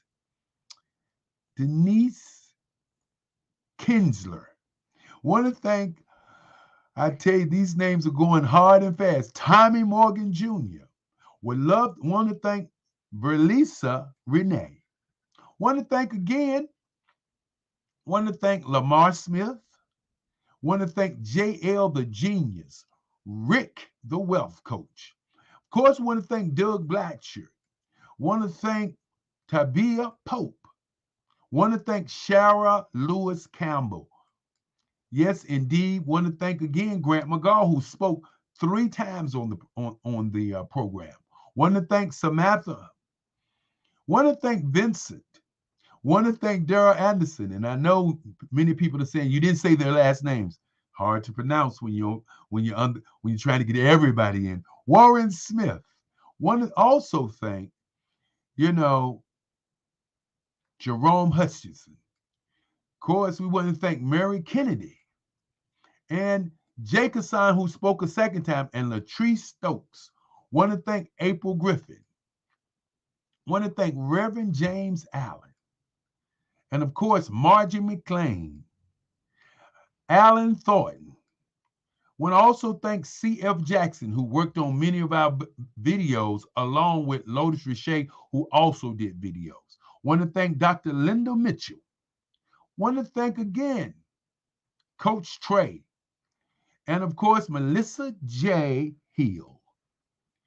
Lafayette Taylor, all the way from Dallas, Texas. Houston, Texas. Shakita Hustler. Want to thank her. Dr. Nadine Hollins. And of course, as we get ready, want to thank Joan Ware Ness. Now, and Pamela D. Martin.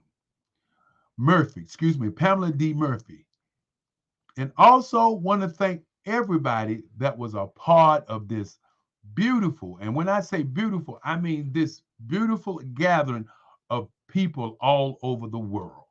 I want to say thank you, thank you, thank you. My mother thanks you. And then there are people who was in the back of the house, people who really pushed this foundation up to the masses. Want to thank a young lady who was tirelessly working. She worked on it day and night. And in spite of working with her moms each and every day and raising her girls and working with her young ladies to get them prepared for school, definitely want to thank Journey. Want to thank Journey for being that spark, being that little young lady who's out there. She's starting in school and she's working her way through school, and she's going to be one of the greatest artists of all time. Want to thank her mom, Latoya Henson. Latoya Henson has been on the backs of everybody to talk to each one of you to ensure that you were here on time, that you did what you said, you kept your word. Want to thank Latoya Henson. And for those who don't know anything about her business, I want you to Google her and buy her products, natural, no oil. Buy her products today. And definitely want to thank Nicole Maxwell, who's on the board, who really sat back and watched everything flow. Made sure that she participated, but more importantly, she shared the vision and dream with people all over the world with her dedication. When you talk about the Metaverse Goddess, you got to talk about Nicole Maxwell. And then of course, we got to talk about a friend, Dr. Madeline Ann Lewis, 2-time TEDx speaker, who came in and she made sure that she called on people. She looked at the speakers. She was the co-chair of the International Speakers. The International Speakers. She was one of the co-chairs for the International Speakers Alliance, making sure we had international speakers to come. And along with her was Eliza Dukes. And Eliza Dukes, also the other co-chairman, made sure we had speakers from all over the world. But the glue was Latoya Henson. I want to personally say, while I have everybody's attention, we need to give her a round of applause and thank her for her tireless work to ensure that this was a success. Thank you, Latoya. And as we move on, as we get into tomorrow, I want you to ask yourself, what did you learn from this? Did you donate to our kids? Some people donated, some people didn't, but did you donate to our kids? We continue to hear that we don't do nothing for ourselves. We just do for everybody else, but when it comes to us, we don't do nothing for ourselves.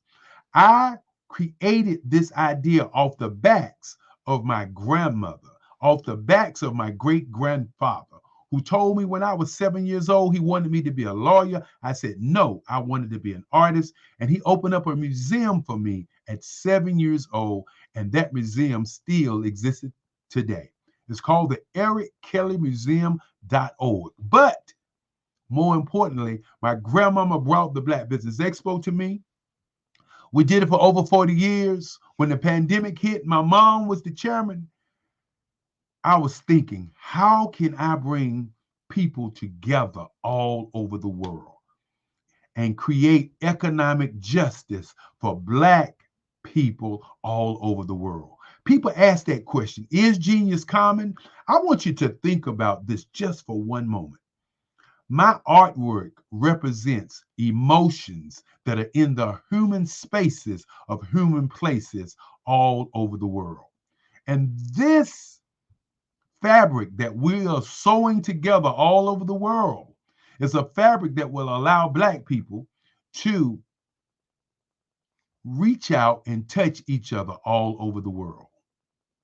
And, you know, as I get ready for the second half of what I want to talk about, I want to talk about a lady who's been like a shining light with what I've been doing. She's been going to Africa. She's been going all over the world. I call her the celebrity speaker trainer. And before I bring her up, I started to call her Dr. Barbara. I'm sure she's going to be a doctor shortly. Barbara H. Smith and Barbara H. Smith Associates.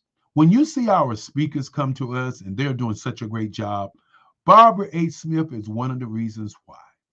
But before I bring her up, let's go to this quick break. I am a child of the Most High God. He has gifted me in ways that I could not even imagine and didn't know.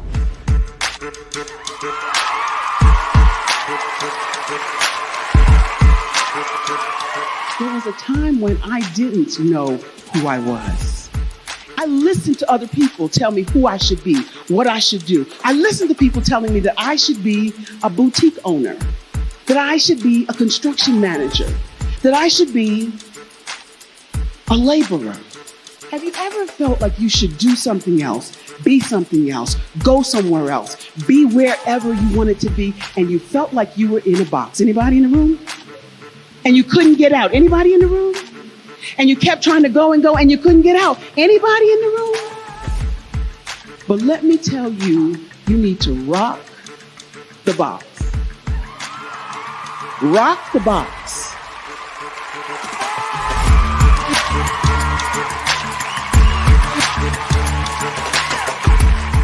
I am engaging, inspiring, and empowering.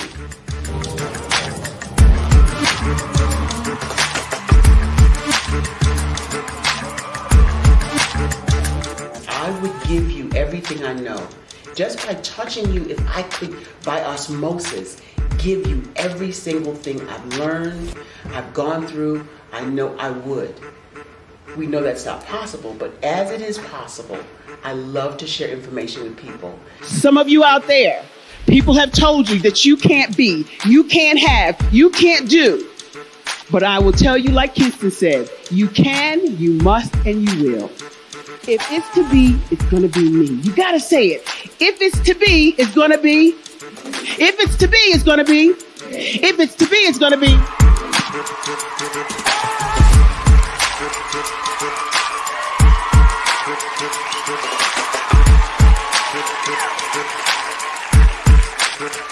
Barbara is because she believed what her mama said about her and not what other people told her. Every day you wake up, when you're in a situation, it's your choice whether it's an advantage or the disadvantage. She gained her confidence and her life, and now she is a testimony. If I can help you elevate yourself, then I feel like I'm elevating my own self as well. What you know and I know together can change the world.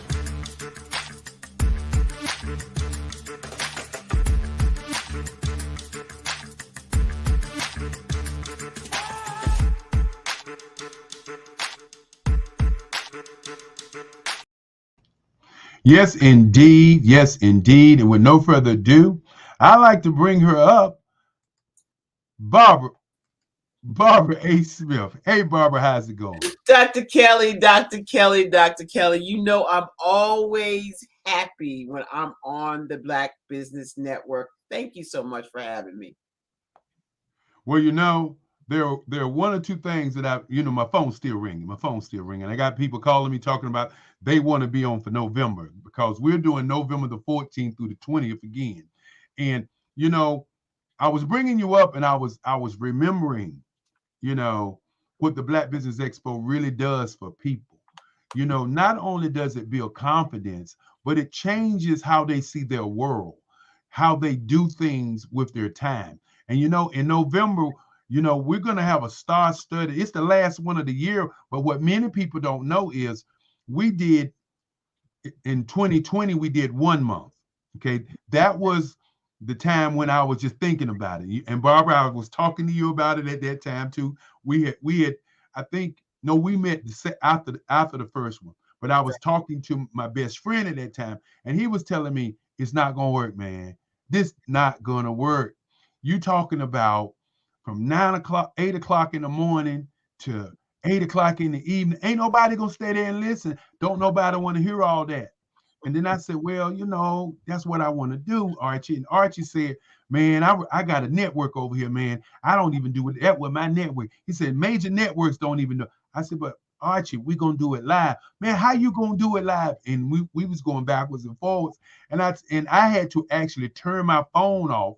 And sometimes in business, you need to turn your phone off. Absolutely. I had to turn my phone off from Archie a whole month while I was working and planning and doing everything. And so I did it in November, and I moderated the whole time, Barbara, the whole time.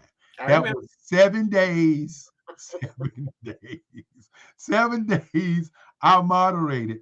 And what I realized when I was moderating, that there were businesses all over the world who were saying the same thing. We are here. And the audience was saying, we actually see you. And so the first one, we had 38,000 people to come. After the 38,000 people came, my mother, I was talking to my moms. And I said, Mom, what you think? She said, you did all right. I said, what? You did 38,000 people. She said, yes, but everybody's at home. So let's do it 4 times next year. And so last year we did 4 times. The first time we did it, I did it again. I moderated the whole time. And so after I moderated, we had 58,000 people to come. And so I believe the third one is where I met you at on the third one. Yeah. And we was having this conversation. And I remember like yesterday, and when I first met you, you said, I said, well, you know, I'm moderating. I'm glad to meet you, but I'm moderating. And you said, I can moderate. And I said, you can moderate? I said, can't nobody moderate like me. And you said, excuse me? And Barbara, from that moment on, we've been riding this train on down the railways. Well, if you're going to tell the story, you need to tell it straight. You can't do it as good as I can do it, is what you said. And I said, baby, when you put me on the platform, people are going to be asking you, who is that? And what happened? And that is exactly what happened. Not only who is that, get moderators now. You need get you off of here. Get moderators. But I tell you, that was a great time. And as I told Archie, I said, you know, when I hung up on him, I said, what I'm trying to do is something nobody's ever done before. Right. And why are you telling me that I can't do something that nobody's ever done before? And I am so glad that people like George Washington Carver, Martin Luther King, Marcus Garvey, Malcolm X continue to do a movement in spite of people telling them that they can't do it. If you just imagine with us right now where we're going, we want to do 365 days of the year live, not recorded, but live. doing that, we can build and show people all over the country that Black businesses are thriving. And more important, we can raise scholarships for our kids and show our kids that they don't have to be in the entertainment culture, that they can actually build businesses. Yeah, yeah, absolutely. And what's interesting for me about this, Dr. Kelly, is the vision that you had. There's a lot of people that will tell you, no, you can't do this or that, but you stay focused. One of the things we talk many times, besides doing research, is you stay focused. And I know that sometimes it's discouraging when people don't show up. I know that it's discouraging sometimes when things go wrong behind the scenes and people don't know what's going on. But what I know for a fact is that being on this platform has grown my business tenfold. And why is that, you would say? It's because it's not just the information that you're giving, it is the connections that you're making. When you come to do moderation for the Black Business Network, you're meeting new people, you're hearing new people's businesses, ideas, their education, their understanding, their concepts, their products, their services, and you're getting a chance to get outside of your own circle, your own box, and learn more about people that look like us that are doing tremendous things. Because we don't see that modeled in mainstream, mainline television, we may not think that it's possible, but it is possible. And that vision that you've had made it possible right here on the Black Business Network. Well, one of the things that we don't really talk about that we also do, Barbara, is we give a lot of supporting information to all of the speakers. We give them some 90 places where they can put their information out for free. We give them magazine covers that they can use to promote themselves. And in November, we're going to put where they're from, and we're going to put their website on it so that they can continue to use it whether they're speaking or not. And not only that, we send out resources of people all around the world that they can utilize to build their business. I think one of the challenges that most business owners have is the advertising, marketing, and public relations, merchandising, and sales. Yeah. Those five right there, if we all understood those five, we could go a long way. And when earlier I was talking about I created this, and then I thought I created the best thing since sliced bread. Then I looked around and I said, well, I haven't created anything. I've just opened up a door and a window because other nationalities have something called the TV network called NBC, CBS, CNN, and all of those networks that pushes the agenda of them in business all over the world. We don't. But the Black Business Network has the ability to go into Black homes and houses all around the world and say to people, I am here, I exist, and I'm here to serve, to help build capacity to do business all around the world. We had Jamaica, okay, as the speaker. We had Australia as the moderator, okay. Then the next one we had Las Vegas as the moderator, and then we had DC as the speaker. And then that list goes on and bounces all across the world. We had Japan, we had Singapore. Now think about this for a moment. Where can you speak to Singapore? Where can you speak to Japan, Jamaica, okay, and New York and North Carolina at the same time? Same time. At the same time. At the same time. And this is, as I tell people, when we started this out, this was not what I was thinking about. This is being like a child. The child started out growing. Then the child started to learn. Then when the child got to 16, he said, this is what I want to do. And now this child is moving into adulthood because we plan on doing every month next year, every 2 weeks the following year, every 3 weeks the following year, and every 4 weeks to get to get to that 365 days live. And I think that day is just going to be an amazing day when everybody all over the world be able to say to each other, we Black, we here.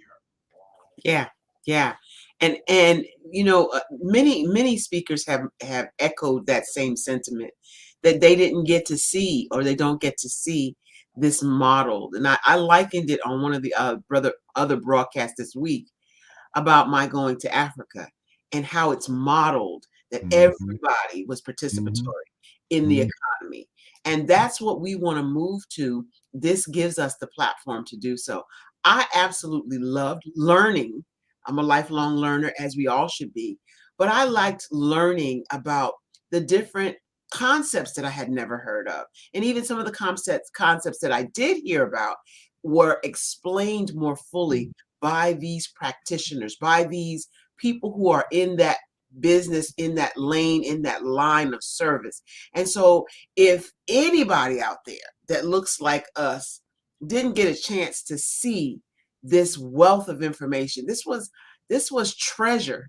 It's hard to explain the brilliance, the genius, the genius that was on this platform. Right. It's hard to explain it if you didn't experience it. And that's what this is. This is an experience. You've got to come here and learn more about what everyone has that might be able to help you, because they're here to serve you. Well, when you look at another thing, bro, for those who missed it, we want you to know. Yeah. You can go to YouTube right now. Yeah. You didn't put miss in Black Business Olympics and see all of them. And when I say all of them, you can go all the way back to 2020 and come from 2020 all the way to now. And over 2,000 speakers have spoken in the last 3 years.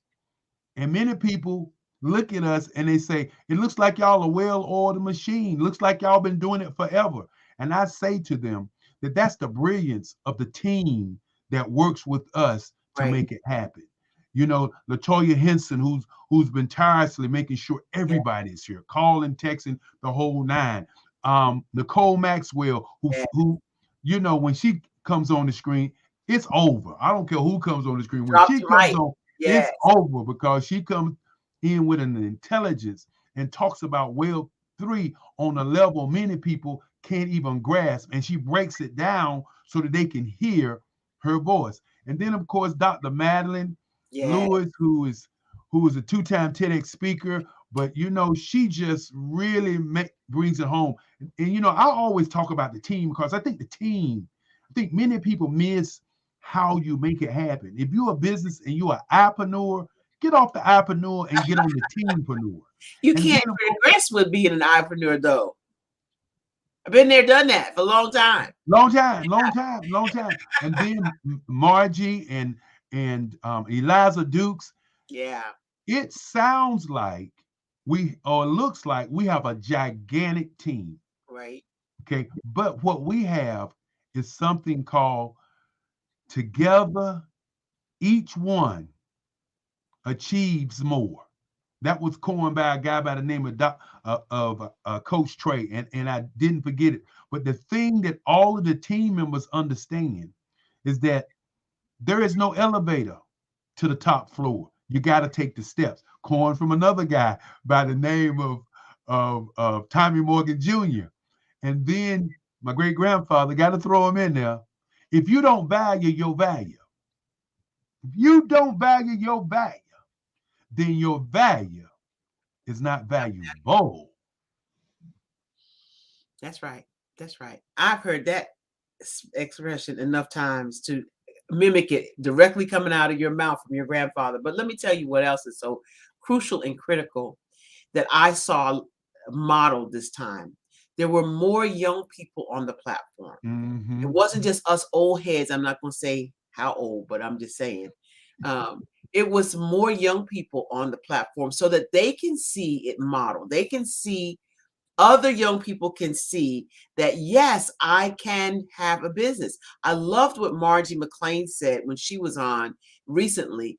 And she said that she goes and teaches what businesses these children, young people have, these passions that they have, that they don't think that can be turned into a business. And she shows them ways that they can be turned into a business. So some of them have already taken that leap to become an entrepreneur, and they're modeled on the platform so that those watching and looking in, those parents that you talk to that are watching and looking in, those students that have an aspiration, but they never thought they could or didn't know how they could, they can see someone that looks like them doing the things that they love and get on board with finding out how they can do the same thing. That's what was powerful to me this time. And you know, what you just said is what I preach all the time. We can't continue to sit around and hold on to the chair. And what I mean by that is, you know, it's kind of like a minister, an old minister who's still holding on to the chair. You know, and you've been in meetings with me, and I say, bring somebody young to the meeting, and I always say, I shouldn't be doing this work. I shouldn't be the guy doing this work. There should be some 21, 22-year-old gentleman rocking and rolling, staying up all times of night, making this thing happen. But if we don't set the example and then actually do what we say we want to do, which is to bring them along, which is to put them in these chairs, because that's the reason the name is the Black Business Olympics. Okay, the Black Business Expo is your daddy's event. That's your daddy's event. We know that's daddy event, mama's event. That's where they hang out and do what they do. But it's time to pass the baton to the young people. You know, I sit here and say, well, if you're pushing your business to 30 and 40-year-olds, in 10 years, you're going to be out of business. I can't sit in the chair and say, okay, I'm just going to sit in the chair and be Dr. Kelly, and I'm just going to keep sitting in the chair. I am looking for young people, more young people, more young people, and more young people to come and do the work. Because at the end of the day, you have, and I'm talking to all the young people, the most valuable commodity on the planet. It's called youth. And you have the opportunity to use your mind. As my great-grandfather used to say, the number one business in the world is thinking. He was wealthy, and he would say, my money is my money. If you want money, you better think about how to get the money. And if you think about it, you can get it. So when I began to try to pull all these young people in, I think about when I was 7 years old and when I got to high school. In high school, I was drawing on people's jeans. So I, for $20 a pop, made $200 a week. This is the kind of stuff that our young people need to understand. They have the brain to make it happen, but somebody has to say to them, let's see you do it. Yeah, and not only do they have the brain that they could do it, they are growing up in a time of information, massive information access. We had to go to the encyclopedia and pull up whatever we could find on the page. But they are at their fingertips. They have one of these. Yes. One of these things can give them access to information, any question that they have about how to do anything. If they want to start business, they can just simply pull up their computer and go to Dr. Google or Miss YouTube and say, how do I XYZ element of P? And the information is at their fingertips. There is no time in history before now that we have had as much access to information. And so there's really, old or young, there's really no excuse for not doing something that moves the needle, not just for you, but for generations to come after you. There's no excuse. And you know what, Barbara, you said a lot when you said that, because here again, the computer or the phone that we have in our hand is just so powerful.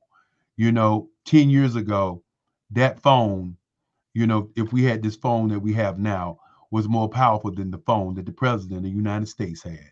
And he got all the power. And the thing that many people don't understand is this. that we have done something since the pandemic. Instead of a jump, we have leaped to this moment, to this moment, to this moment right here, because I would not have even considered doing this if I wasn't at home quarantined and had a fear for my life that I would die in 4 days because of a disease that showed up all over the world, which was taking lives around me. Yeah. You know, people don't understand. It was taking lives around me. And I sat down and I said, you know, people still living, people still out there. Let me see what I can do to reach out to people. And this is the thing that many business owners don't do. They don't reach out to people. The number one commodity on the planet is people. I want people to hear me. Number one commodity is people. It's 8 million people. And you got to talk. If it's 8 million people, Barbara, and all I need is 8,750 just to do it live, you know, 24 hours a day. I think that's not you know, when you do eight, you know, when you do it, when you do the eight, and you do the eight, you know, it's like, okay, maybe we can do it. But you made a good point about people reaching out and networking. This is also an unprecedented time when 3 years ago, it was so poo-poo and passe to connect with somebody via Zoom. It was a hit or miss, or one on off or one and done. You just didn't do it as a commonplace. It wasn't something that was well accepted. Remote work was not accepted well. And now it is the status quo. Now you can reach Singapore, you can reach Africa, Thailand, and it's accepted. It's so accepted that many people, and I'm sorry to say, went out of business during this time because they didn't pivot, because they didn't transition, because they didn't realize that you could connect to your business partners, your clients, your customers, people you serve using the technology. And I was almost one of those, because when the pandemic hit, I was doing face-to-face training. Face-to-face. That's all. I remember. And I lost thousands of dollars in contracts. Because people that you're not coming into the facility to do what? We're locked down. And I literally, Dr. Kelly, went into a downward spiral. I went into hiding for like 2-3 weeks. What am I Barbara, you know I remember that. You know I remembered. I was there. I remembered it.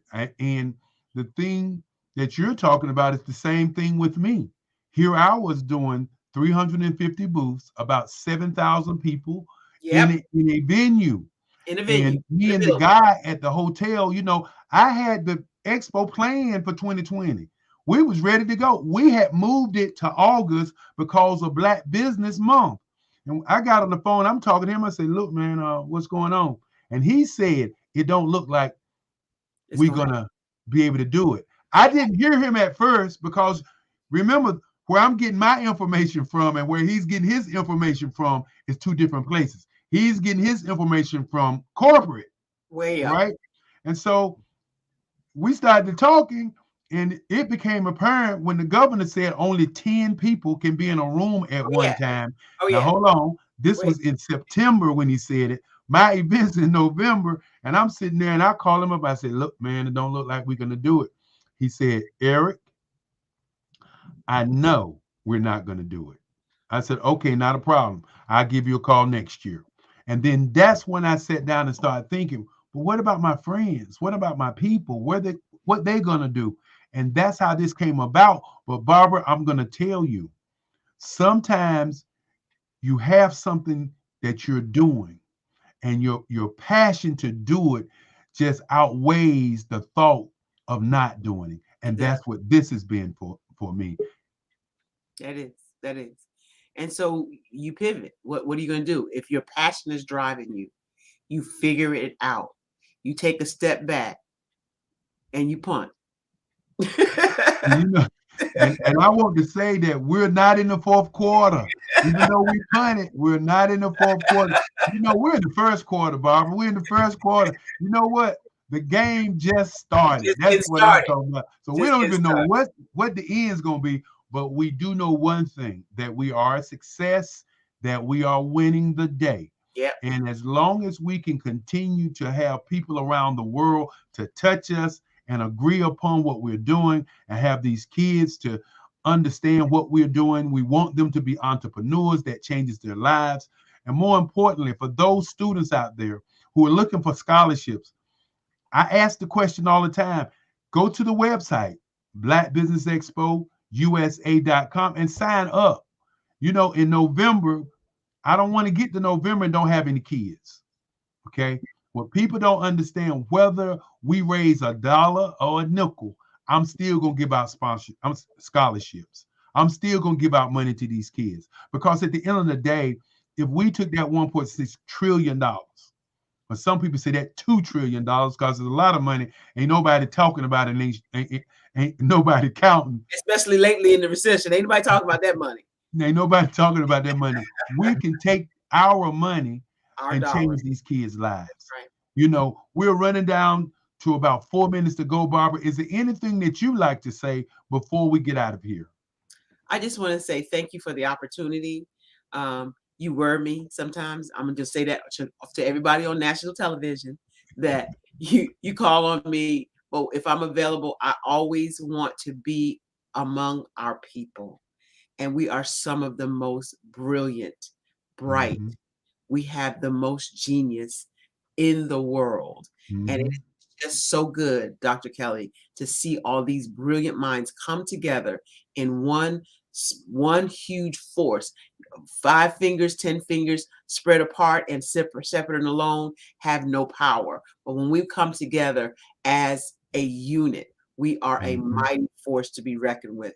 I want to thank you and thank all of the people on the Black Business Network, as well as Mark Lee behind the stage, all those people that worked on the team.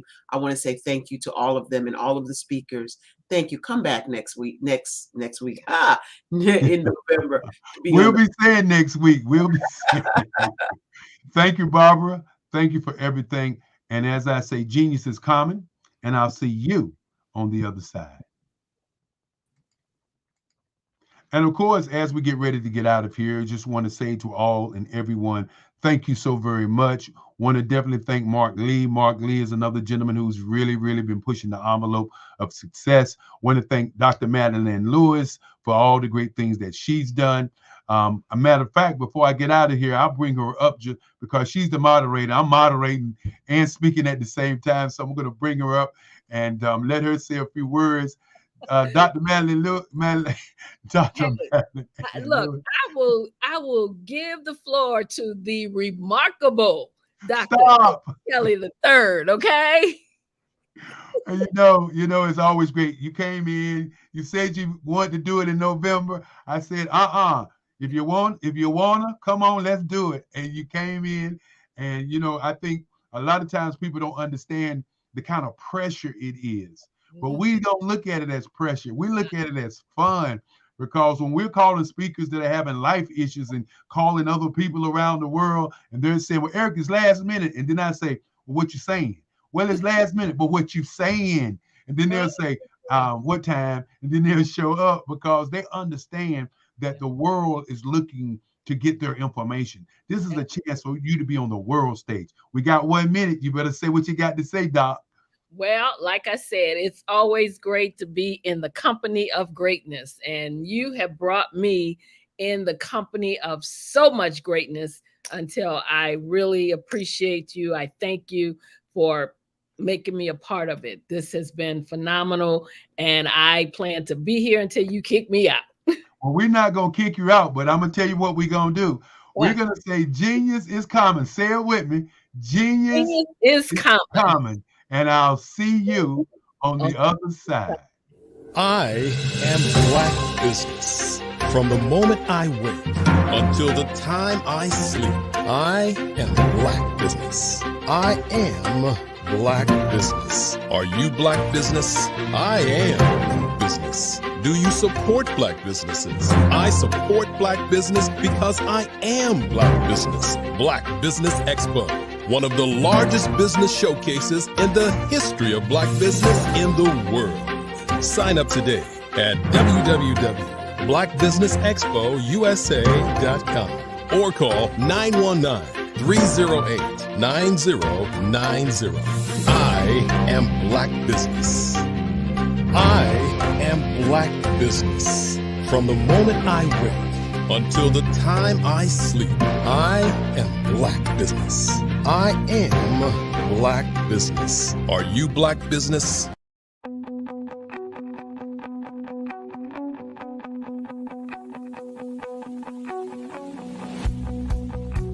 I am Black business. From the moment I wake until the time I sleep. Yes, I am Black business. I am Black business. Tell me, are you Black business? I am Black business.